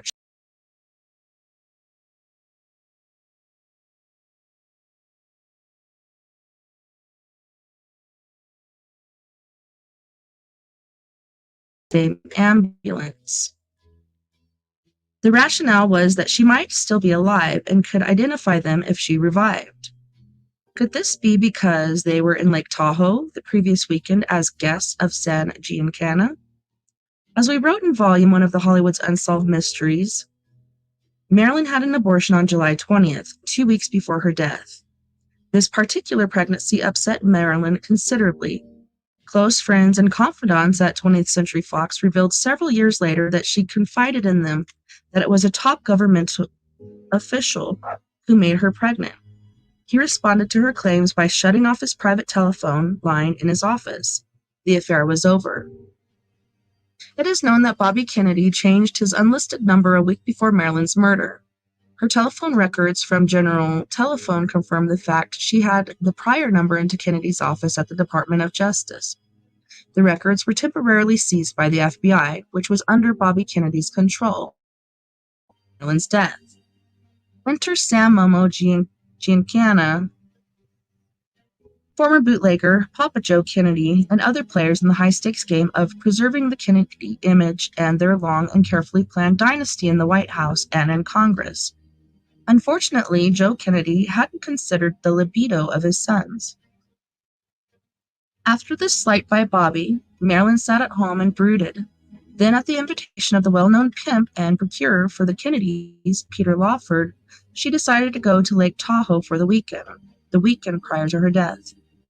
During the week before her departure, Marilyn called several friends to say she would be holding a press conference when she came back and would name the father of the aborted fetus and reveal other secrets she had locked in her little red diary. She told her close friend, Peter Lawford, that she was tired of being passed around like a piece of meat by the Kennedy brothers. Little did Marilyn realize that by making those phone calls and then the same statements at Tahoe in the presence of Gene Canna, she had signed her own death warrant. Momo would see that after a few phone calls from FBI reports, which have filtered down through various sources over the years, the special agent in charge of the Los Angeles office sent a memo to Hoover stating Robert Kennedy was deeply involved emotionally with Marilyn Monroe. Informants report that he might have told Marilyn Monroe that he would divorce his wife to marry her. Hoover, probably because of his alleged sexuality, was abnormally interested in the sexual exploits of his amorous boss. He was also well aware, in concert with John, was trying to find a successor for him, a quest Hoover was bound and determined to prevent. He would leave when he was good and ready. That would be feet first, not on his behind. Hoover's mission to keep him firmly entrenched in the FBI. After all, there were all those files and off the Kennedys to contend with. And many of those files had very uncomplimentary reports of the Kennedy brothers, dating as far back as the 1940s. This included JFK's wartime affair with Inga Arvad, then working as a columnist for the Washington Times-Herald. Arvad was also suspected of far more devious Nazi activities, which, through her many weekend assignments and dinner dates with JFK, could have jeopardized wartime security, as he was a naval officer. For his future use, Hoover then issued orders that all Kennedy escapades were to receive top priority. As a result, dozens of highly trained agents, especially during the Camelot years, were used to gather an incredible file on the Kennedys. We learned in the course of investigating Marilyn Monroe's murder that J. Edgar Hoover received several reports of what were described in FBI parlance as sex parties, involving Peter Lawford, John Kennedy, Robert Kennedy, Chief Parker of Los Angeles, and several other ranking Camelot sycophants. As it was well known, Hoover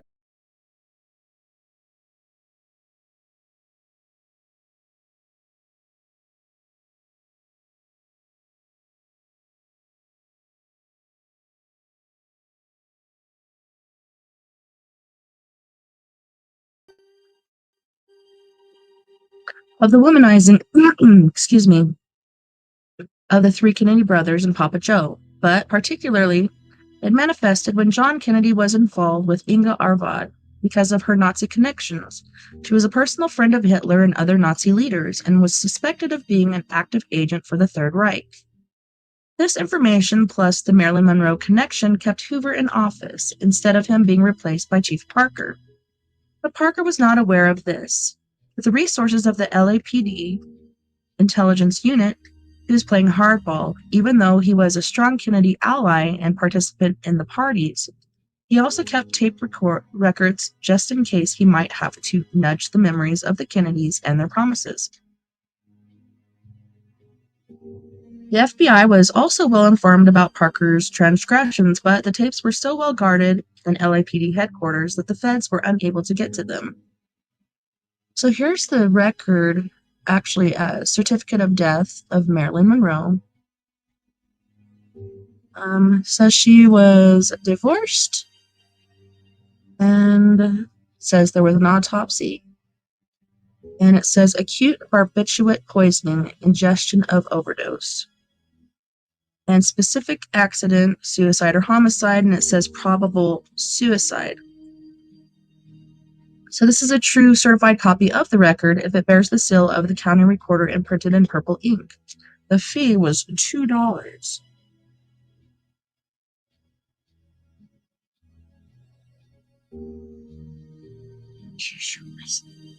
Yeah. Are you downloading something?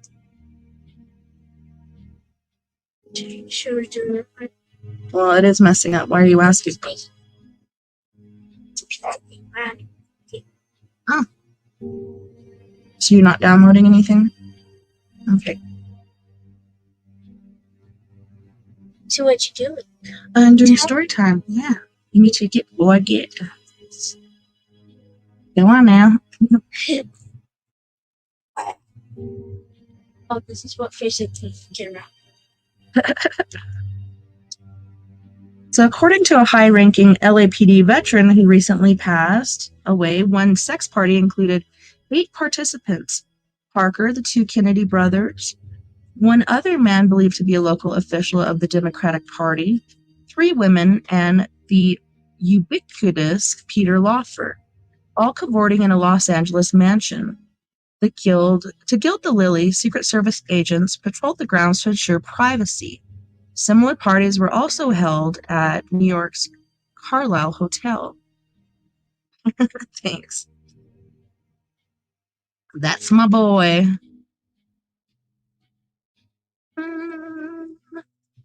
Where John Kennedy maintained a year-round suite, he carried on a liaison with Marilyn before he became president, even during her marriage to playwright Arthur Miller. While Marilyn realized that John Kennedy regarded her as a sex toy, and that when they made love, he was making love to Marilyn Monroe, film star, not the love of his life, she believed that her relationship with Bobby was evolving into something far deeper. But according to the top FBI official in Los Angeles, she realized at long last that Bobby had no intention of marrying her either. To add insult to injury, while the Bobby Kennedy affair was a mess, Marilyn heard about 20th Century Fox's intentions of canceling her contract. An FBI report revealed Marilyn Monroe telephoned BK, Bobby Kennedy, from her home in Brentwood when she heard this. Kennedy told her not to worry about the contract, that he would take care of everything. In spite of Kennedy's promise of taking care of everything, 20th Century Fox notified her agent that because of unauthorized absences from Something's Got to Give, her contract was terminated.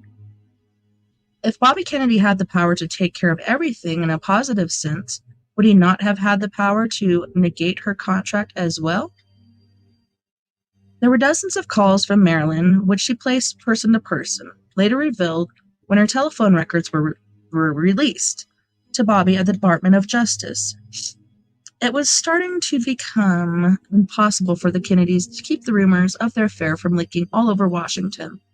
Marilyn Monroe was becoming a serious problem for the Kennedys. When Bobby was advised by Marilyn Monroe that she was pregnant with his child, his fears heightened to almost paranoid levels.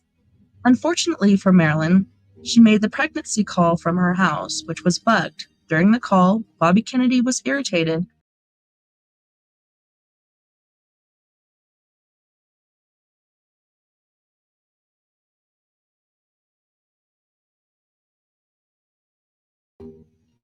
She also mentioned that she would drag JFK into the scandal, that particular report concluded.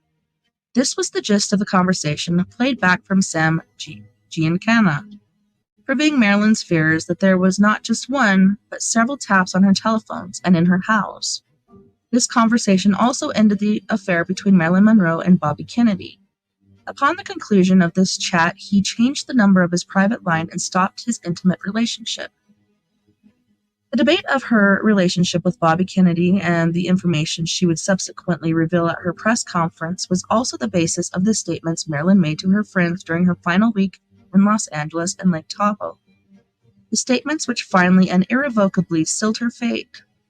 Sam Giancana told several people at the resort, "This is one dangerous dame." Marilyn's close friend, Peter Lawford, became concerned about Marilyn's irrational intentions and tried to talk to her and calm her down. Lawford maintained close contact with Dr. Greenson and had him prescribe some barbiturates for her before she left for Lake Tahoe. Sam Giancana decided to protect his powerful friends in the White House from having their careers ruined. He chose to take action with prejudice, to put it mildly. This was a paradox because Sam Giancana and John F. Kennedy were at the time sharing a mistress, Judith Campbell Exner. Exner wrote a book about the affair wherein she said that she sometimes carried round envelopes to John Kennedy from Giancana prior to her trysts with JFK. The Exner book was later withdrawn by the publisher because of outside pressures. Another person with whom Exner shared her favors was John Rosalie, a longtime hanger-on to the motion picture crowd.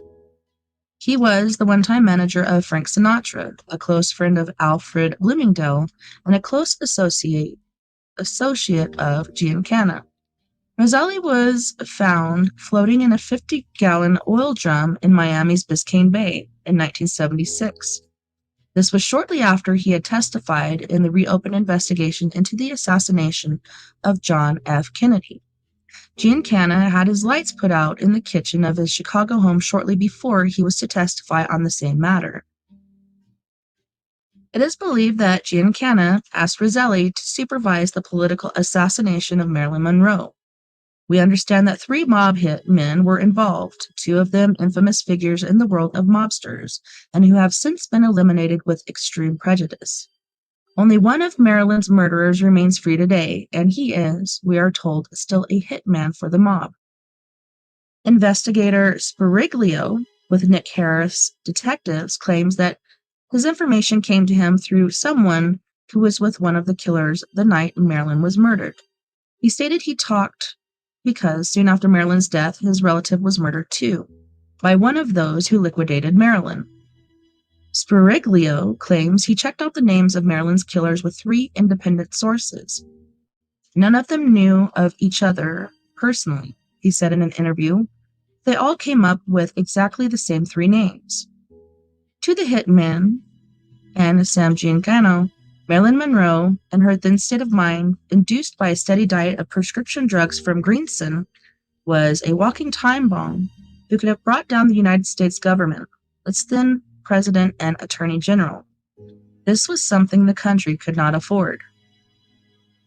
Chief Parker did a good job in instructing the LAPD in covering up the murder of Marilyn Monroe. The official accounts, which are nowhere to be found in the LAPD archives, were, according to police statements, following the crime, a jumble of confused contradictions, none of which could be confirmed. No one was allowed to see the official file. This was verified by Mayor Sam Yorty. Sam told us that he asked for the file after he became mayor and was told that it could not be located. He told the Los Angeles Times in a 1985 interview. I just remember at this late date that after I was first elected mayor, Parker told us that Bobby Kennedy was in Los Angeles on the weekend of Marilyn's death when he was supposed to be in San Francisco for a bar association meeting. I don't believe there is any file on that. Parker kept it separately. After he died, I sent for it and they didn't have it. There are many questions concerning Marilyn's death that will never be answered because of the cover-up, which was so adroitly handled by Chief Parker, public relations expert Artie Jacobs, the Kennedys, their associates, and by journalists who were not allowed access to any of the official records for many years. Did housekeeper Eunice Murray, hired by Dr. Greenson to keep an eye on Marilyn, find Marilyn and notify Greenson at 1 a.m., as she originally claimed in her statement to the police, or did she report the body at 3:30 a.m., the time mentioned in the autopsy report? Why did the official report differ from the account given by Sergeant Clemens, the first officer on scene? Why did the coroner conclude that Marilyn died after swallowing a lethal number of barbiturates when his examination showed that her stomach was devoid of any barbiturates? Why did he specifically write the phrase, "no needle mark," on the report, when Marilyn's own physician's records show he administered injections to her body shortly before she died? Why did the coroner's report make light of the marks on Marilyn's body, bruises that could only have been made while she was alive? According to the police report, the drama began to unfold at 4:35 a.m. When Clemens arrived at Marilyn's home, the report filed by Detective Sergeant R.E. Byron painted the following scenario. Murray noticed a light shining beneath the locked door of Marilyn's bedroom at 3 a.m. She looked through the windows from the outside and saw Marilyn lying in an unnatural manner. Worried, she called Greenson, who arrived 10 minutes later from his home on Franklin Avenue, less than a mile away. He then broke the window, saw that Marilyn was dead, and called Hyman Engelberg, her internist. 10 minutes later, Engelberg arrived and pronounced her dead. All this contradicts what Clemens, the first police officer on the scene, claims Greenson, Engelberg, and Murray told him during the bedlam taking place at Marilyn's house. At 4:25 a.m., as watch commander at West Los Angeles Division, I received a call from Dr. Greenson, who told me that Marilyn Monroe was dead. He said in an interview when the truth started to emerge about Marilyn's murder. When I arrived on the scene, I was shown in by Mrs. Murray, and inside were 2 doctors and several other people milling about. I noticed that the room seemed picked up and neat. I was shown Miss Monroe's body, which was on the bed and covered with a sheet. Mrs. Murray told me she had awakened around midnight to go to the bathroom and noticed the light was on in Marilyn's room. In an earlier interview, Clemens said that when he arrived, Mrs. Murray was washing clothes. Strange circumstances to be doing family wash, he thought at the time. I was very concerned about the lapse of time before the police were called and asked the 3 in turn why they had waited over 4 hours before notifying the police. Then came the statement from Greenson, which illustrates the life and death power of the oligarchy. You can't die in Hollywood without the studios being notified first. Said Clemens, Greenson told me he had to notify the studio before calling the police. I replied, that's baloney. At that, Byron and the homicide squad arrived and Clemens turned the investigation over to them. A couple days later, I saw the report made by Byron and was astounded, Clemens said. The times and timing were all different. The time lag before calling the police had been cut down to an hour. I couldn't believe it. I knew the fix was in, said the disillusioned officer.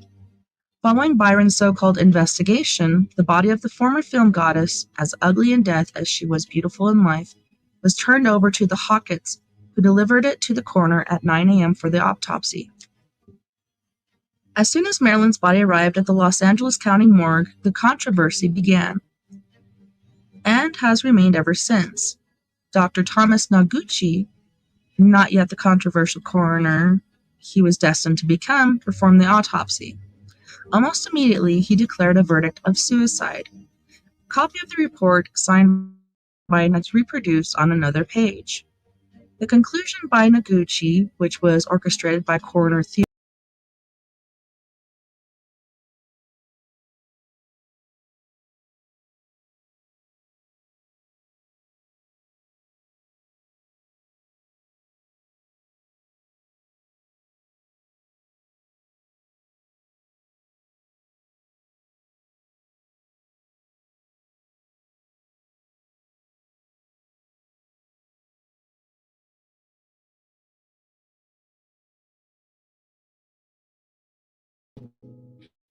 I'm back again. While the autopsy showed some quite high levels of barbiturates in her body, there was no trace of drug residue.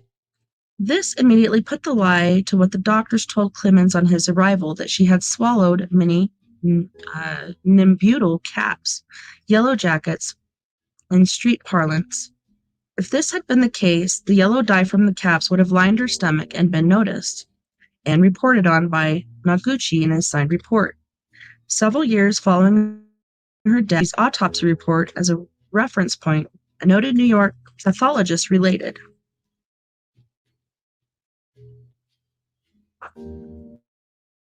Findings, according to the autopsy report, are not characteristic of a situation where larping pills are alleged to have been swallowed. Results of the toxicology examination and the negative findings in the stomach, one must seriously consider the possibility of an injection, the pathologist explained. If I had handled the case, I would have been remiss in my duties if I did not refer it to the district attorney for, at the very least, an investigation. Report noted marks on Marilyn's right shoulder and hip, as well as bruises on her colon. The pathologist painstakingly explained that these marks could only have been made subject was alive. These marks, except on the colon, could have been made from Marilyn being dragged across the floor, and this is exactly what the ambulance attendant says he did in a desperate bid to keep Marilyn alive. The biggest gap of all in Noguchi's report centers on the injection. The ambulance attendant said he saw that was administered to Marilyn by someone who interrupted his attempts to bring some life back to his patient. Noguchi did not mention it at all. In fact, he specifically noted that there were no needle marks on the body, either as an oversight or on someone's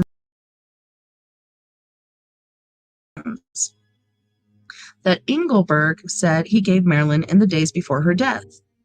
Engelberg billed Marilyn's estate for injections on August 1st and August 3rd at $10 each. The creditor's claim did not state what the injections were, but he did show a residence call on August 3rd. Marilyn Monroe's biggest mistake in her star-crossed life were for Robert F. Kennedy and making those statements to her friends and in the presence of Sam Giancana in Lake Tahoe during the last week. So there's a picture here of Marilyn and her husband at the time, Arthur Miller. Close friends said it was Marilyn's ongoing affair with John F. Kennedy that caused the divorce between them. They are shown here at a London nightclub.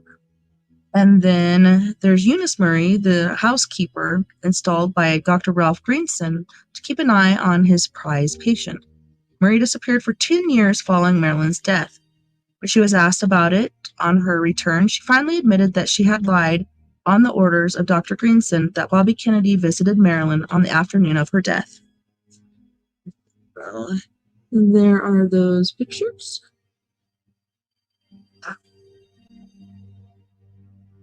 Marilyn Monroe's biggest mistake in her star-crossed life. Oh, I already read that one. When Kennedy's feelings towards her cooled right around the time she became pregnant with his child, Marilyn, not a mentally strong person after years of brainwashing by psychiatrist and ex-husband Arthur Miller, began to unravel. This was helped along by injections of tranquilizers and sleeping aids administered by doctors Engelberg and Greenson during the last weeks of her life. It was in this weakness of mind and spirit that a scorned Marilyn threatened to tell all about her Kennedy romance at a press conference on the Monday following her death. She also vowed to reveal government secrets Kennedy had imparted to her, such as CIA plots to assassinate Fidel Castro and Kennedy's mindset to put Jimmy Hoffa of the Teamsters Union behind bars. In her naivete, Marilyn jotted all these things down in her red diary. She told a close confidant that she kept the notes in order to remember their conversations the next time they met, and so could talk intelligently about them. Confidant, upon seeing the diary's contents, advised her to destroy it immediately. She did not. After her death, the red diary was believed to have been taken from the coroner's office, even after being inventoried by the late police chief William H. Parker. One person who saw that diary was Lionel Gradison, the Los Angeles coroner's aide, who was forced to write on line 22C of her death certificate that it was a probable suicide. 10 years later, in an interview with the now defunct Los Angeles Mirror News, he stated that he was forced and coerced, under threat of dismissal by coroner Curfew, to sign the death certificate. Noted Gradison, the diary came into my office with the rest of Miss Monroe's personal effects. The next day, the diary had not only disappeared from his office, but its very existence had been struck from the inventory he had painstakingly compiled. The diary was believed to have been retrieved by Parker, who took it to Washington, D.C., where it was destroyed in Kennedy's office before Parker left, without being named director of the FBI, as he had hoped. Here the mystery of what happened to Marilyn Monroe that August night of 1962 stands today, no closer to a definitive solution than it was 5, 10, or even 20 years ago. Most of the principals, Eunice Murray, Robert and John Kennedy, Dr. Greenson, Arthur P. Jacobs, who fudged things with the press that evening after being called away from a Hollywood Bowl concert, and Peter Lawford have died. Also deceased is Bernard Spindle, who is just one of the many people who bugged Marilyn's home and telephones. The latter for James Hoffa in order to get something on the Kennedys in his ongoing battle to stay out of jail. Dr. Greenson died a bitter and broken man. Whenever he was asked about Marilyn Monroe's death, he answered all queries with, "You'll have to ask Bobby Kennedy about that, not me." Dr. Hyman Engelberg has always refused to talk about the case. It is alleged that several members of the golf club in Los Angeles attacked Engelberg in the men's lounge and knocked him against some lockers because of involvement with Marilyn's well-being or lack thereof. Engelberg has consistently stuck to the suicide theory in the rare instances when he has ventured an opinion about the case. He is still practicing medicine in Beverly Hills. Coroner's report contradicts Engelberg's records in the case, even though Noguchi said he found no needle marks. Engelberg administered an injection to Marilyn within 24 hours of her death. Sergeant Jack Clemens of the Los Angeles Police Department either resigned or was fired, depending on whose version you believe. With their record of cover-ups in the case, we prefer Jack Clemens' account that he resigned because of the blatant cover-up in Byron's report. Lionel Gradison, the deputy coroner's aide on duty the Sunday Marilyn's body was brought in, resigned the position and has been involved in several businesses since then, including producing television documentaries in Los Angeles. He still sticks to his no-suicide stance. Patricia Newcomb, Marilyn's publicist at the time, was an employee of Arthur Jacobs. She spent that last Friday night and most of Saturday with Marilyn until Bobby Kennedy arrived with Lawford immediately following Marilyn's murder. She left for Hyannisport and the Kennedy compound. She then left for a six-month sabbatical in Europe to escape the prying questions of the press. On her return, she was employed by the United States Information Service without filling out an application form for employment for several months. After working with Pierre Salinger, John Kennedy's former press secretary, in his unsuccessful bid for a Senate seat representing California, Newcomb went to work for Bobby Kennedy in the Department of Justice in a private office 6 doors away from his office. No one ever did discover just exactly what it was she did for justice.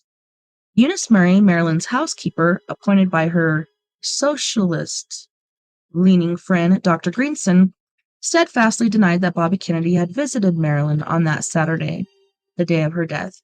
Strangely, she took an extended vacation in her native England for many months following Marilyn's death. She had never been known to be too affluent, at least not so as to afford a lengthy sojourn in Europe.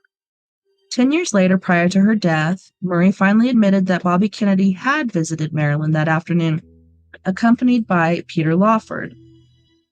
She also admitted that there were many acrimonious words between Marilyn and Kennedy in Marilyn's bedroom. Lawford was with Newcomb.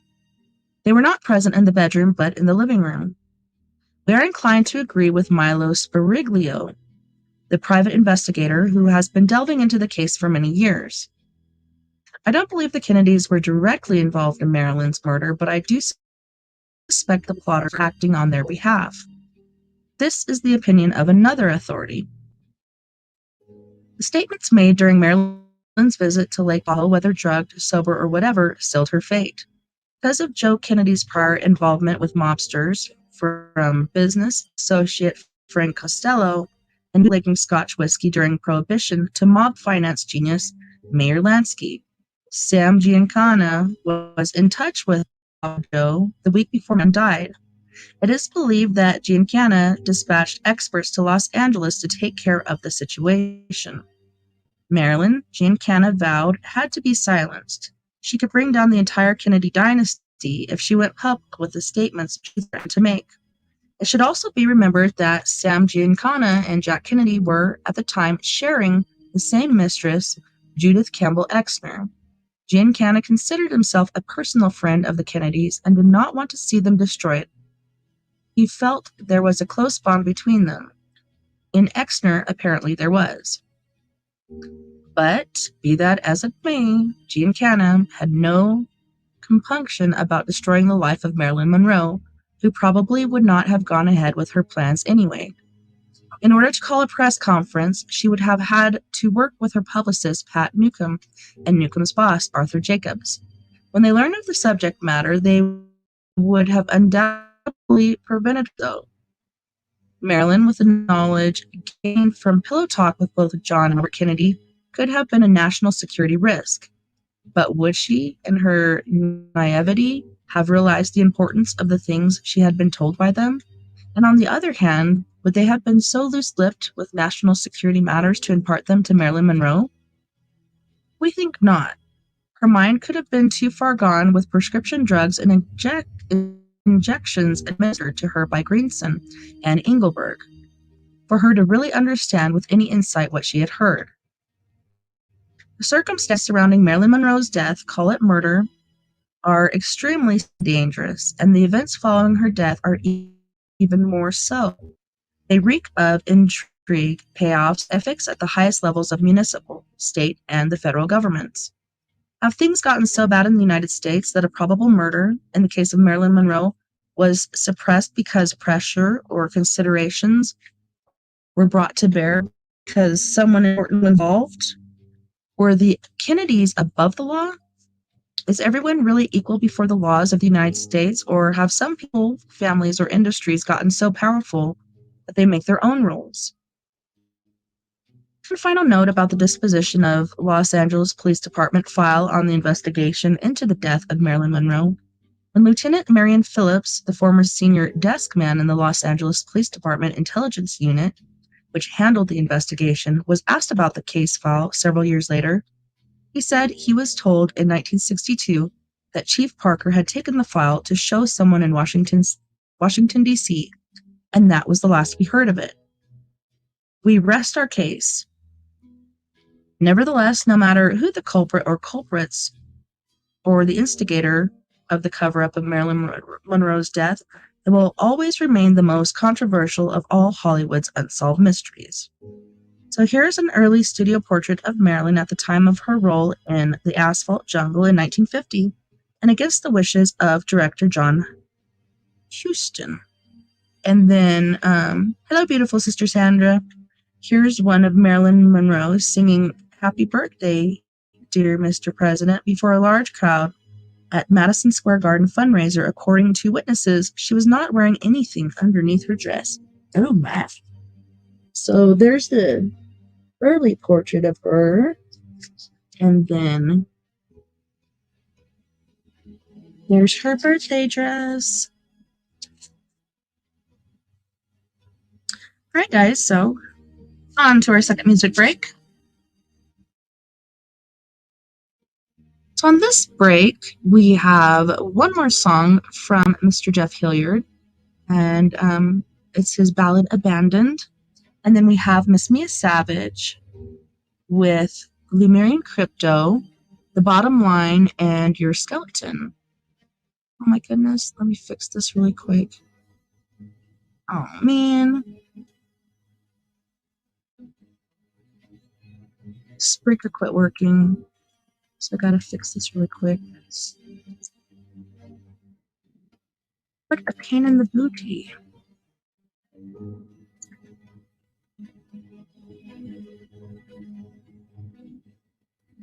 Shoot.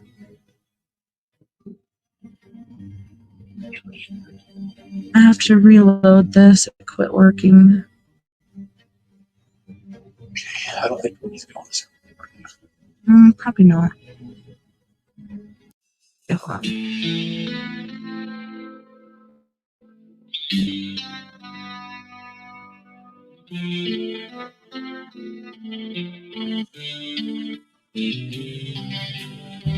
Left here alone, just the shadow of my erection on the wall. Won't you answer my calls? Gave you my all with the love we made together all night long. I just don't know what went wrong. I rolled the dice, 'cause I thought I saw forever. eyes was all that should lie. Just another fool you've been left behind. So I live in cruel. You probably do this all the time. I know I believe in the power of love. One day is mine.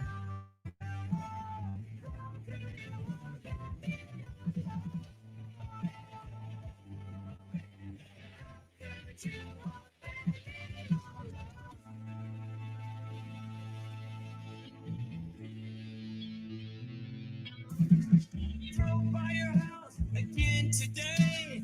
Peeked in the window and I saw you smiling. My husband and your beautiful family. Tell me, does he know about the way we made love on the night you met me? At Johnny's Tavern at 11:37 last Thursday. You said hello. Are you my Uber driver, baby? I said yeah. Then you asked if I wanted to party. I got an 8-ball from my friend Noel. We trauma bonded in a cheap motel.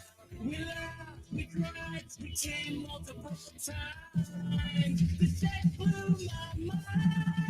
I ain't no puppet dog. I believe in the power of love. One night is not enough. Confident you won't be. You left me high and dry. You didn't even say goodbye. Now it's screaming to the night. How could you walk into something that's so right? The way you touch me, the way you love me. You want me.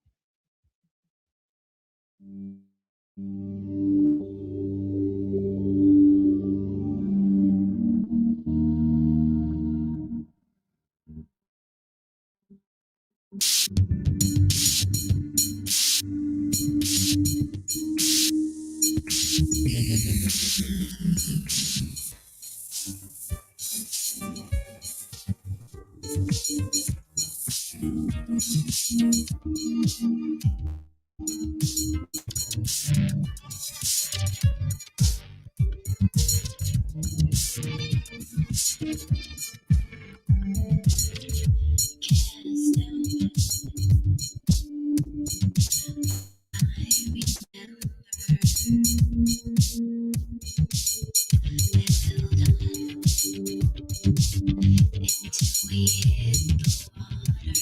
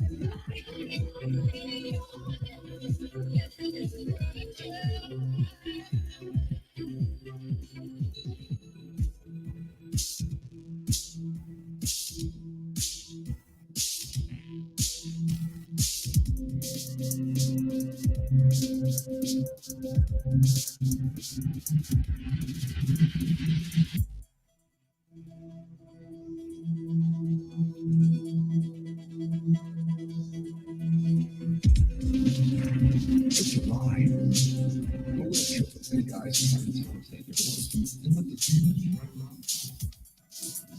But it doesn't matter, because it's just a lie. You can change it anytime. No choice, no record, no job, no savings in life. Just right now, between fear and love.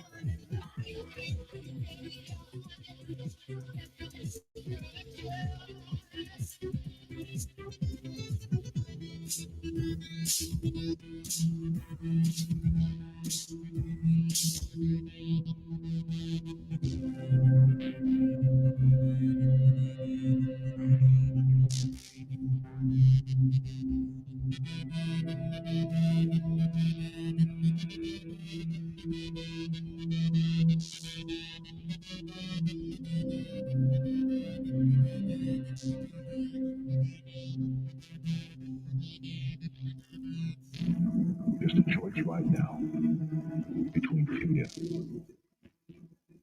And Mom.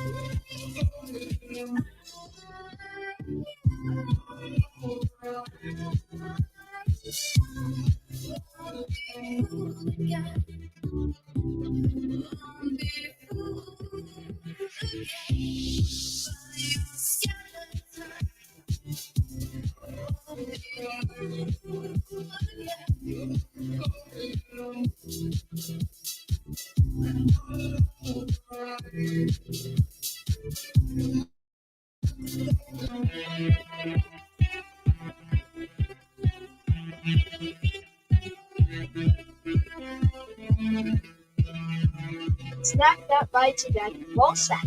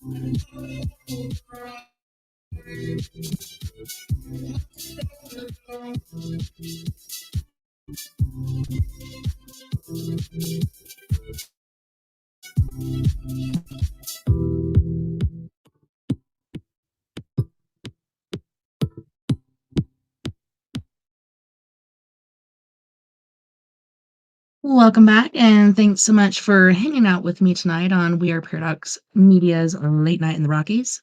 So for the third hour, we will play a creepy video. Hopefully, we don't have it last week. That was just terrible, terrible, terrible stuff. Let me go down here, share screen.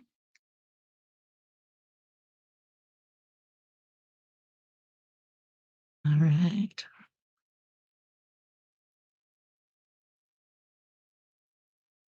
Been scary ghost videos you've never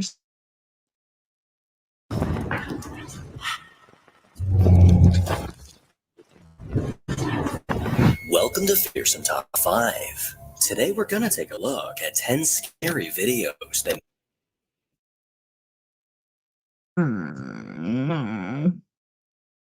may just prove that ghosts exist. Number 1. A man named Josiah was recently featured on the channel for the mysterious things happening in his house. Objects often appear to defy physics as they move completely on their own. And I come back and something is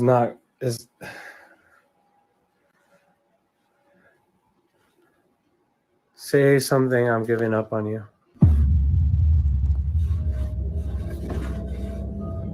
But anywhere I would have followed you.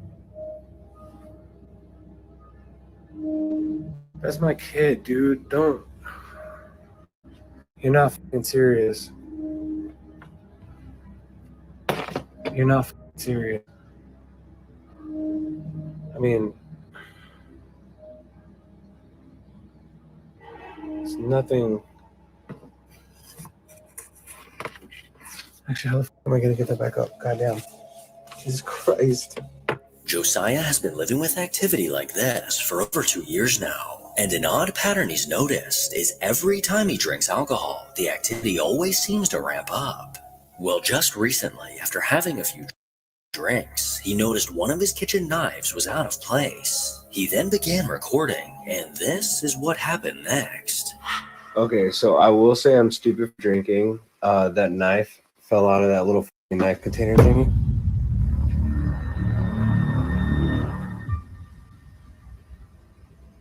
No. No.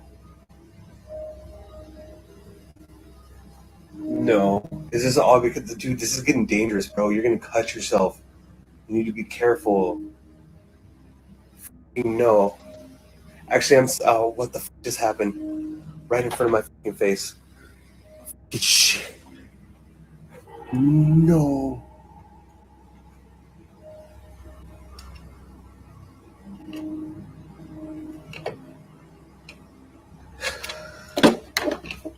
It's a regular old knife container thingy. No, stop. I'm not even hungry anymore. While filming his counter, one of the knives came flying out of the block completely on its own. Appearing to get yanked out, the knife went flying before landing blade first in the wooden floor. Despite his normal joking attitude towards this activity, this terrifying moment was enough to freak him out. And now after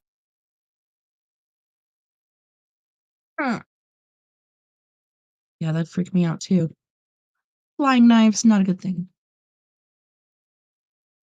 Well, you might just have to go back to reading stories if this doesn't this cooperate. encounter, the activity in Josiah's home has officially gone from creepy to dangerous. My advice, ditch the metal knives and invest in plastic. Number 2.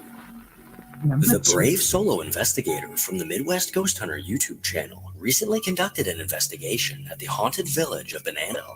Located in North Dakota, Bonanzaville is a museum featuring old historic buildings. Hauntings in this village have spread from a tavern to a mansion and even to a church. Completely alone and in possession of the keys to every building, Ian was ready to begin his investigation. With reports of strange activity happening in the old telephone museum, Ian stepped foot inside, eager to see what he could catch. If there's anybody in this building, could you give me a sign of your presence? Could you show yourself somewhere in this building? I heard there is a spirit here that makes phone calls to the other buildings. If you can hear me right now, could you make this phone ring? Could you call this phone? If you call it, I'll answer it. We can have a little chit chat. Well, these phones are dead. They're not even on. I'm not even sure if you'd even be able to make calls right now. Could you move this? The rotary dial?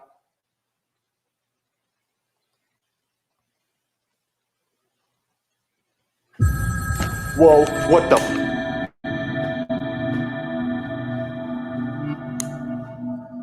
Dude, that was a freaking straight up phone ringing in that room. Holy crap, that scared me. Did you just make one of the phones ring in that room? That was coming from that room there. God. Well, suppose let's go answer it. I nearly jumped out of my skin when I heard this phone ringing. These phones were no longer in service, leaving this occurrence unexplainable. Holy crap. There's like multiple phones in here. I have no idea which one it was. If you made the phone ring, could you do it again? Which phone was it? Was it this one?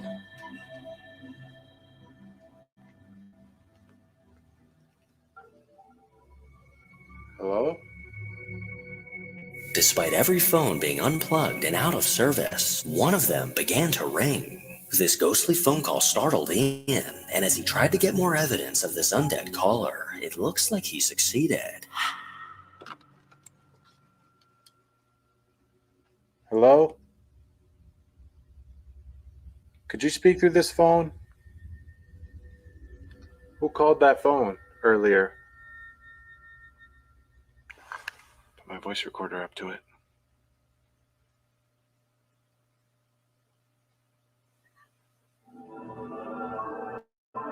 A faint whisper can be heard on the voice recorder. I cannot tell if it is actually coming from the phone or if it's in the room with me. Either one is an eerie prospect. Nope. A ghostly voice was caught on his digital recorder, saying hello. Wandering through the village, Ian set his sights on the Brass Rail Saloon. Known for having a heavy atmosphere and being full of paranormal activity, a previous visitor took this photo, which clearly captured a ghoulish face peering out from behind a wall. And now Ian would eagerly attempt to make contact. If there's anyone in here, I invite you to come sit with me.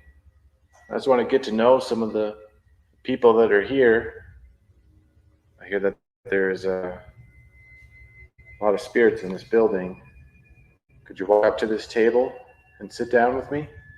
I mean, I didn't bring any cards or anything, but I mean, if you've got some, I don't know if you can in the afterlife, but feel free to sit on this table here. Whoa. I just heard that chair move. Holy moly. You can clearly hear the chair in front of me moving by itself. However, I unfortunately was shining my infrared light in the camera's view, inadvertently making the chair impossible to see. I did not capture the chair moving on my handheld camera either. However, I was about to document some of the most interesting communication I have ever received from a spirit. Did you just sit down? Here, I'll put this next to you. You just sat down. Could you touch that green light? Whoa, what? Oh my God. Thank you. Wow. I'm going to reach into your space here. I just want to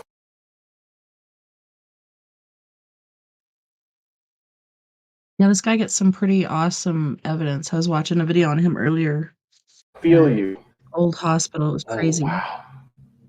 Dude, it is colder Hey, over here. Travis! Could you touch that green light again? Damn, dude. Holy. I am literally sitting next to a freaking ghost right now. Are you a male? If you are a male, could you touch light? Yes. Whoa.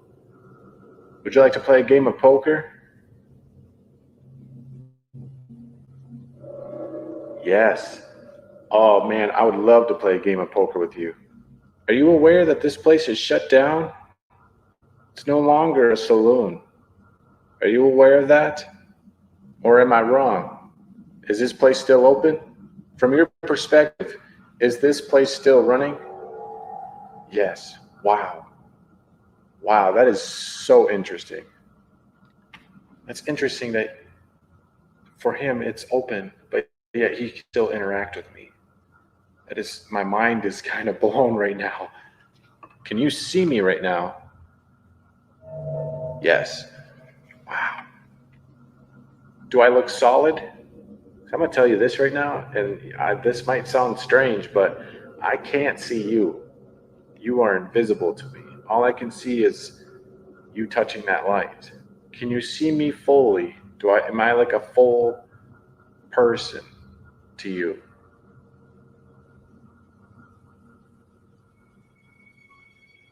Are you still there? With an EMF meter on the table, it looks like something was incredibly responding to Ian's questions. And as he made his way upstairs to the hotel portion of the building, these ghostly responses continued.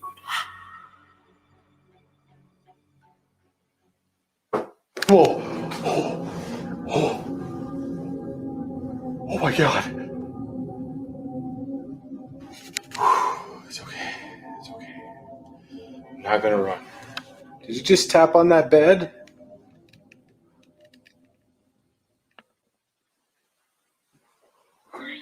Whoa! Oh!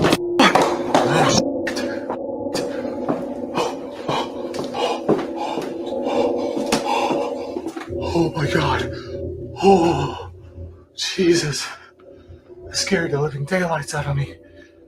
Holy moly! Dude, that was a freaking voice. I heard it so clear on this voice recorder. Oh, it was a female. It was a female voice. It said like, "Who are you?" I heard it. It sounded like, "Who are you?" This woman's voice was so vivid, I was almost convinced it was a real person. Yet as you can see, I am the only one in this old hotel.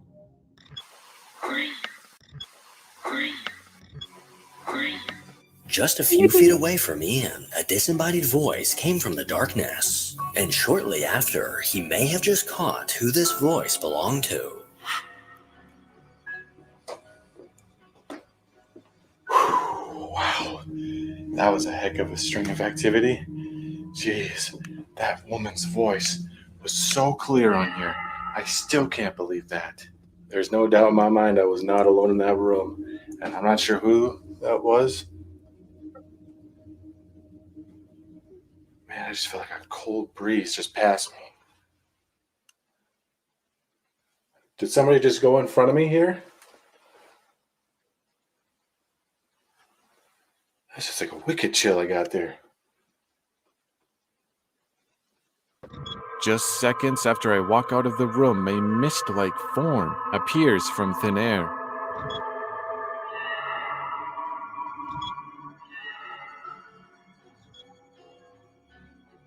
As the night continued, Ian ventured over to the Houston mansion.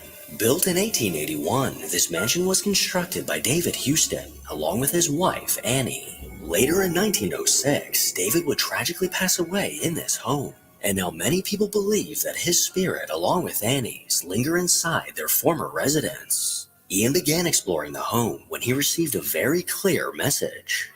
Hello? Is there somebody up here? Okay, I thought I heard something up here. Oh,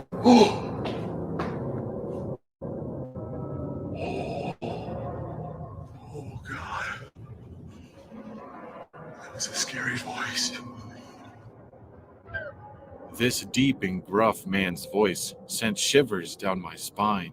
I immediately felt a strong presence, and the atmosphere became heavy. After analyzing the audio, the voice sounds like it is saying,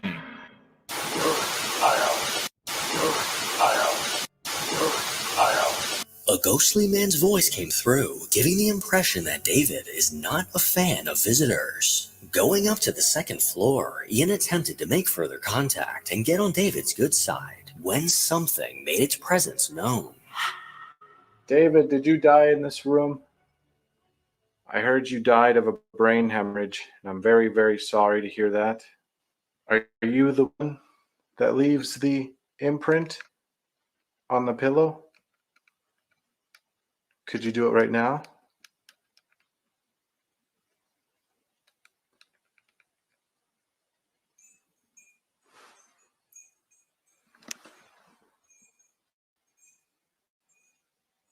What the heck is that?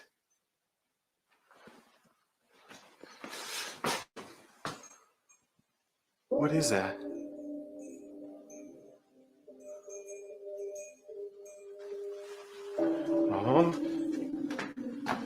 Is somebody downstairs? What the heck is that? Is I it got tickling something? sound. What the heck is that? It's down there. I'd be shaken too. What is it? What is it? It's coming from in there.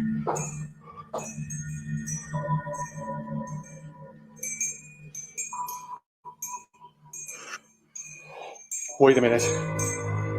Look at that. Dude, those things are freaking moving. Oh, hell no. Hell no. How is that even possible? Look at that. You're freaking moving like crazy. And that's her seance table. That's even more terrifying. Oh, Oh, God. How is that even happening? There's no air in here or anything.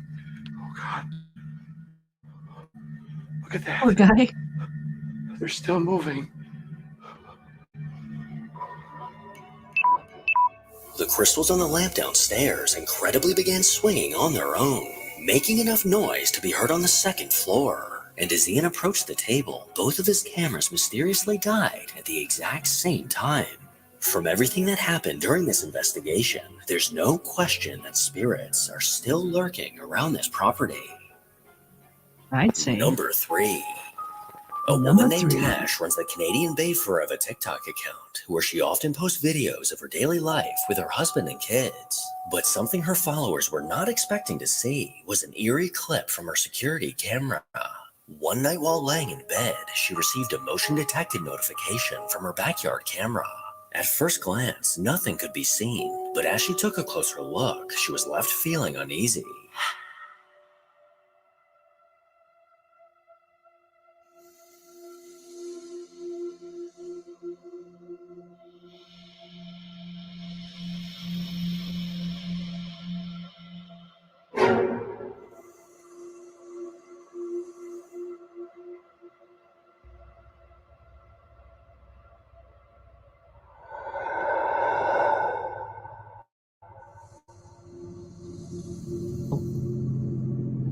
What?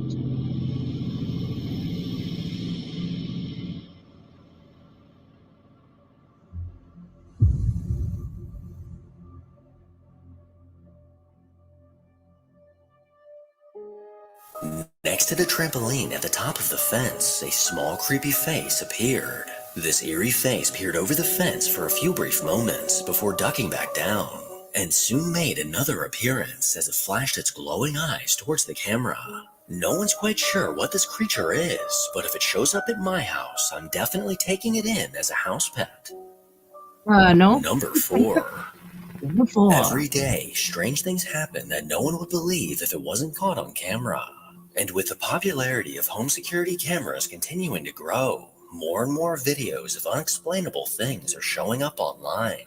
And recently, TikTok user DarkSideOfTheMoon83 noticed something on her camera's live feed that left her scratching her head.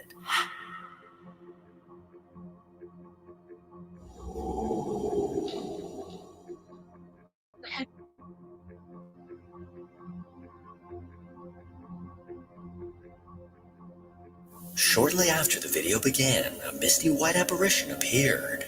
This almost transparent mass quickly moved down the driveway away from the house before disappearing. Besides a few passing cars at the end of the video, no one was around to witness this eerie event, so we're all left with no answers as to what this could possibly be. Number 5. Mike and Amanda from the Resurrection Paranormal YouTube channel are on a mission to find proof of the paranormal. Well, after setting out to investigate an allegedly haunted escape room in Bel Air, Ohio, they may have just succeeded. Throughout the night, a static camera was set up facing a staircase, and while later reviewing the footage from this camera, they noticed something unnerving. You guys, it only took us umpteen years, but we finally got an apparition on camera. This is not a spoof video. This is actually like for real. TikTok has compressed the video so much that this is the only way I know how to upload it. So here we go. All right, laptop. This is the escape zone in Bel Air, Ohio. I'm just going to get right to it. You're going to watch this frame. Our investigators has just walked down these stairs and out this front door a few minutes earlier, and they're all outside. They're all taking a little break. They're all discussing what they're going to do. Then y'all watch this. Slowing it down. Look at the size compared to the door frame, guys. That is a freaking child.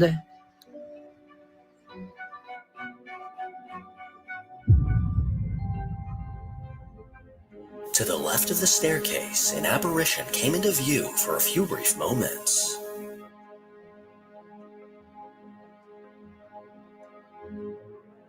Due to its size, Amanda believes this to be the ghost of a child, but I'll leave that up to you to decide. Number 6. Since getting into the paranormal, I've seen quite a few videos of strange things caught on baby monitor cameras. These small devices innocently used to keep an eye on your baby sometimes catch things that otherwise would have gone unseen. And just recently, TikTok user Maho noticed something bizarre on the baby monitor at her work.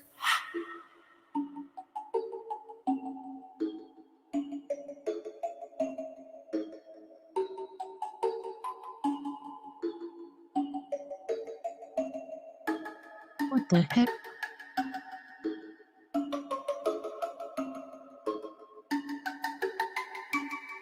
It's like a little toddler ghost? What is that? While looking after a baby at work, she noticed this strange anomaly. This small white mass quickly moved back and forth, coming in and out of view, almost appearing to be trying to get the attention of the nearby baby. This TikTok user has no idea what this could be, and honestly, that makes 2 of us. Number 7. A man named John works at an old property known as Wesley Manor, and since he's been there, he's experienced odd things that he can only describe as paranormal. This led him to create the Haunted Wesley Manor TikTok account, where he often documents his paranormal encounters. Over time, an entity he's become quite familiar with is a small child with glowing eyes that always seems to be lurking in the basement. Oh, man. Well, recently, while filming down in the basement, this activity began to heighten. All right, I'm still hearing things in here. I'm taking some more videos. There are tons of orbs. Tons of orbs.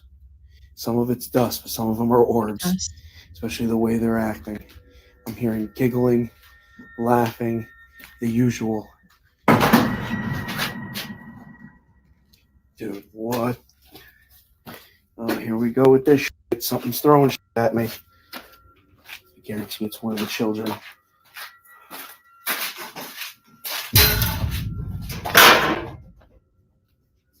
Whoa. Jeez. Whoa, whoa, whoa. Oh, dude, there's What the heck? definitely one of the children in here.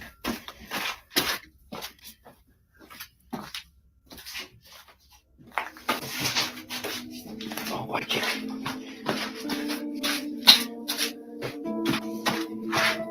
An unseen force began to throw several objects around the basement, and despite walking throughout the space, no one could be found. John continued recording and ended up catching something chilling. I'm hearing those noises again. Lots of orbs. You feel the energy just swirling around me. I was just in here earlier too. We saw a lot of shadows. Actually went live. A lot of shadows.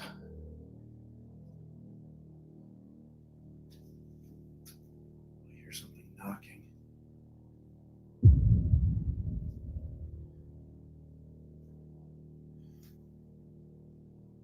I saw something over there.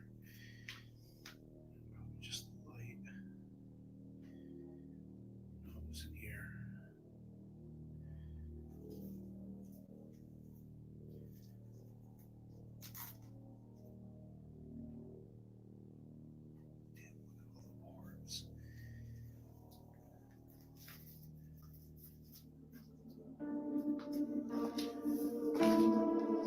What looks like the top of a head can be seen peeking around the corner. And from previous footage of the small ghostly child, it looks like it could be him making an appearance. John didn't seem to notice this figure at the time, but I'm sure it won't be long until he has another run-in with his little friend.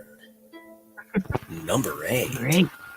Over on the Jameer95 TikTok account, a 27-year-old father of 2 often posts fun videos of him and his kids. But recently, after checking the footage from his outdoor camera, he came across something bizarre.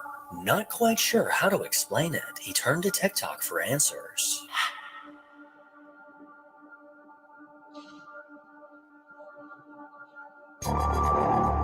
Shortly after the video begins, a white misty figure floats by, soon followed by a dark mass. These eerie shapes seem to appear out of nowhere, as there was no one around when this was recorded.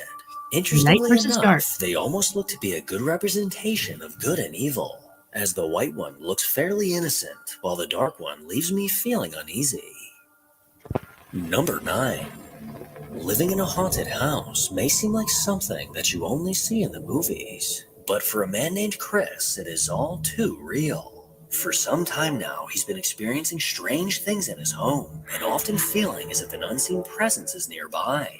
Well, recently Chris made a decision that I really wish he would have avoided. In a desperate attempt to get some answers, he decided to use a Ouija board. And the very next day, he recorded this. A lot of y'all's gonna be mad at me, but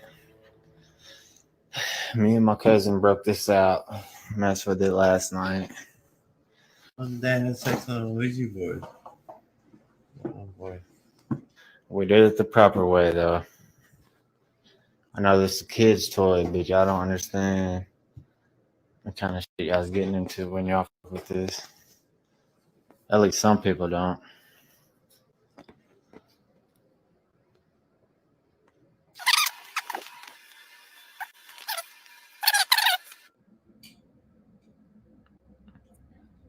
I heard it, but I didn't see it.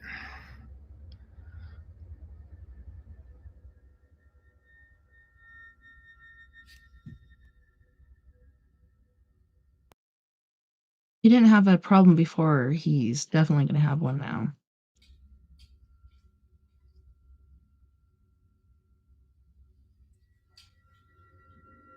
I still hear it.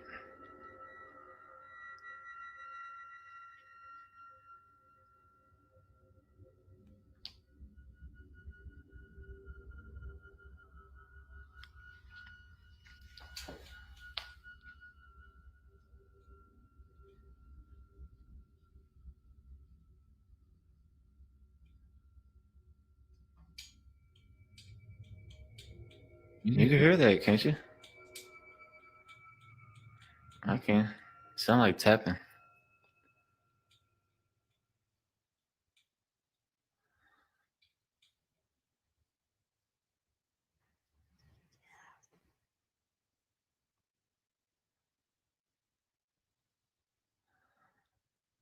Everybody's like, oh, it's the hutch. It's the hutch. Oh.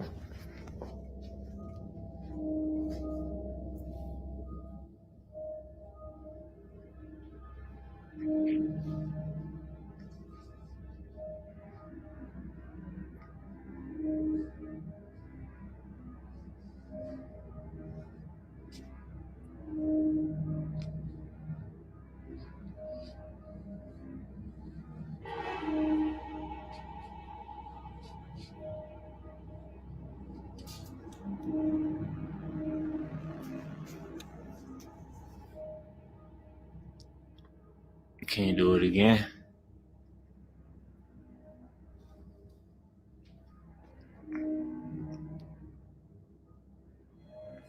This is a selfie stick I taped to a tripod.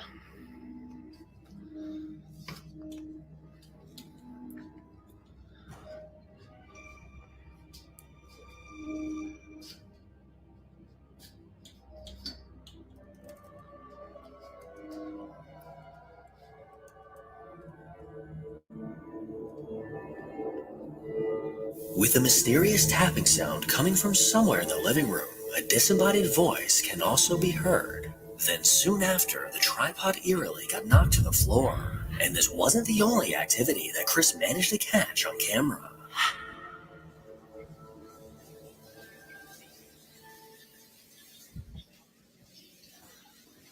Water's running.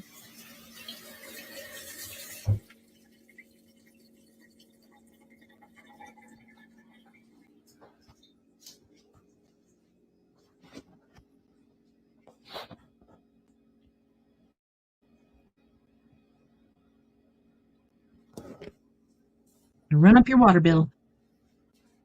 It's like the second time tonight.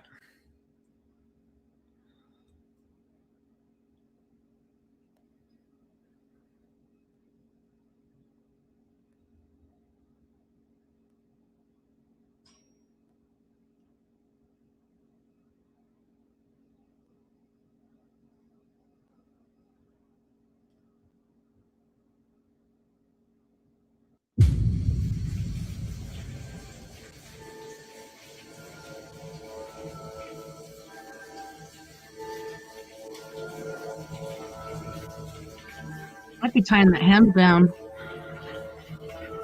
After finding the sink running in the middle of the night, Chris managed to catch it turning on completely by itself. With an entity clearly living in Chris's house and running up the water bill, I think it's about time that it starts paying rent. True, Travis. Number 10. Number A thunderstorm at night that knocks out the power is a scary situation on its own. But imagine being in a house with no power and feeling like something was lurking in the darkness. Well, for a man named Danny Donahue, this hypothetical was very real. In a video recently uploaded titled, "There's Something in My Apartment," Danny caught something downright unnerving. I keep hearing noises in the hall outside the room. I haven't heard anything for about 5 minutes now, and I think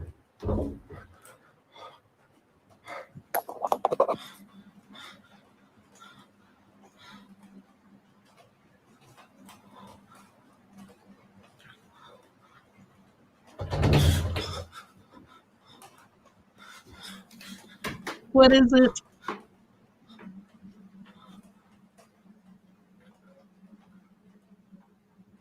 I think that sounds huge.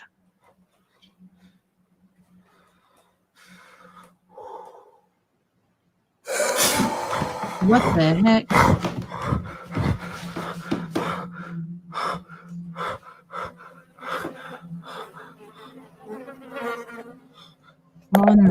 With a flashlight illuminating his bedroom door, something could be heard trying to get in from the other side. And as Danny stood there motionless watching the door, a terrifying dark figure darted past. Now, as amazing as this video is, Danny is a film director and writer, which can only mean one thing. It's not real. But regardless, this would be a terrifying situation to be in. And Speedy Gonzalez over here is what nightmares are made of. Make sure to follow me on Instagram to hear more from your boy. As always, if you enjoy these creepy videos, then make sure to give this video a thumbs up and subscribe to see more videos like this.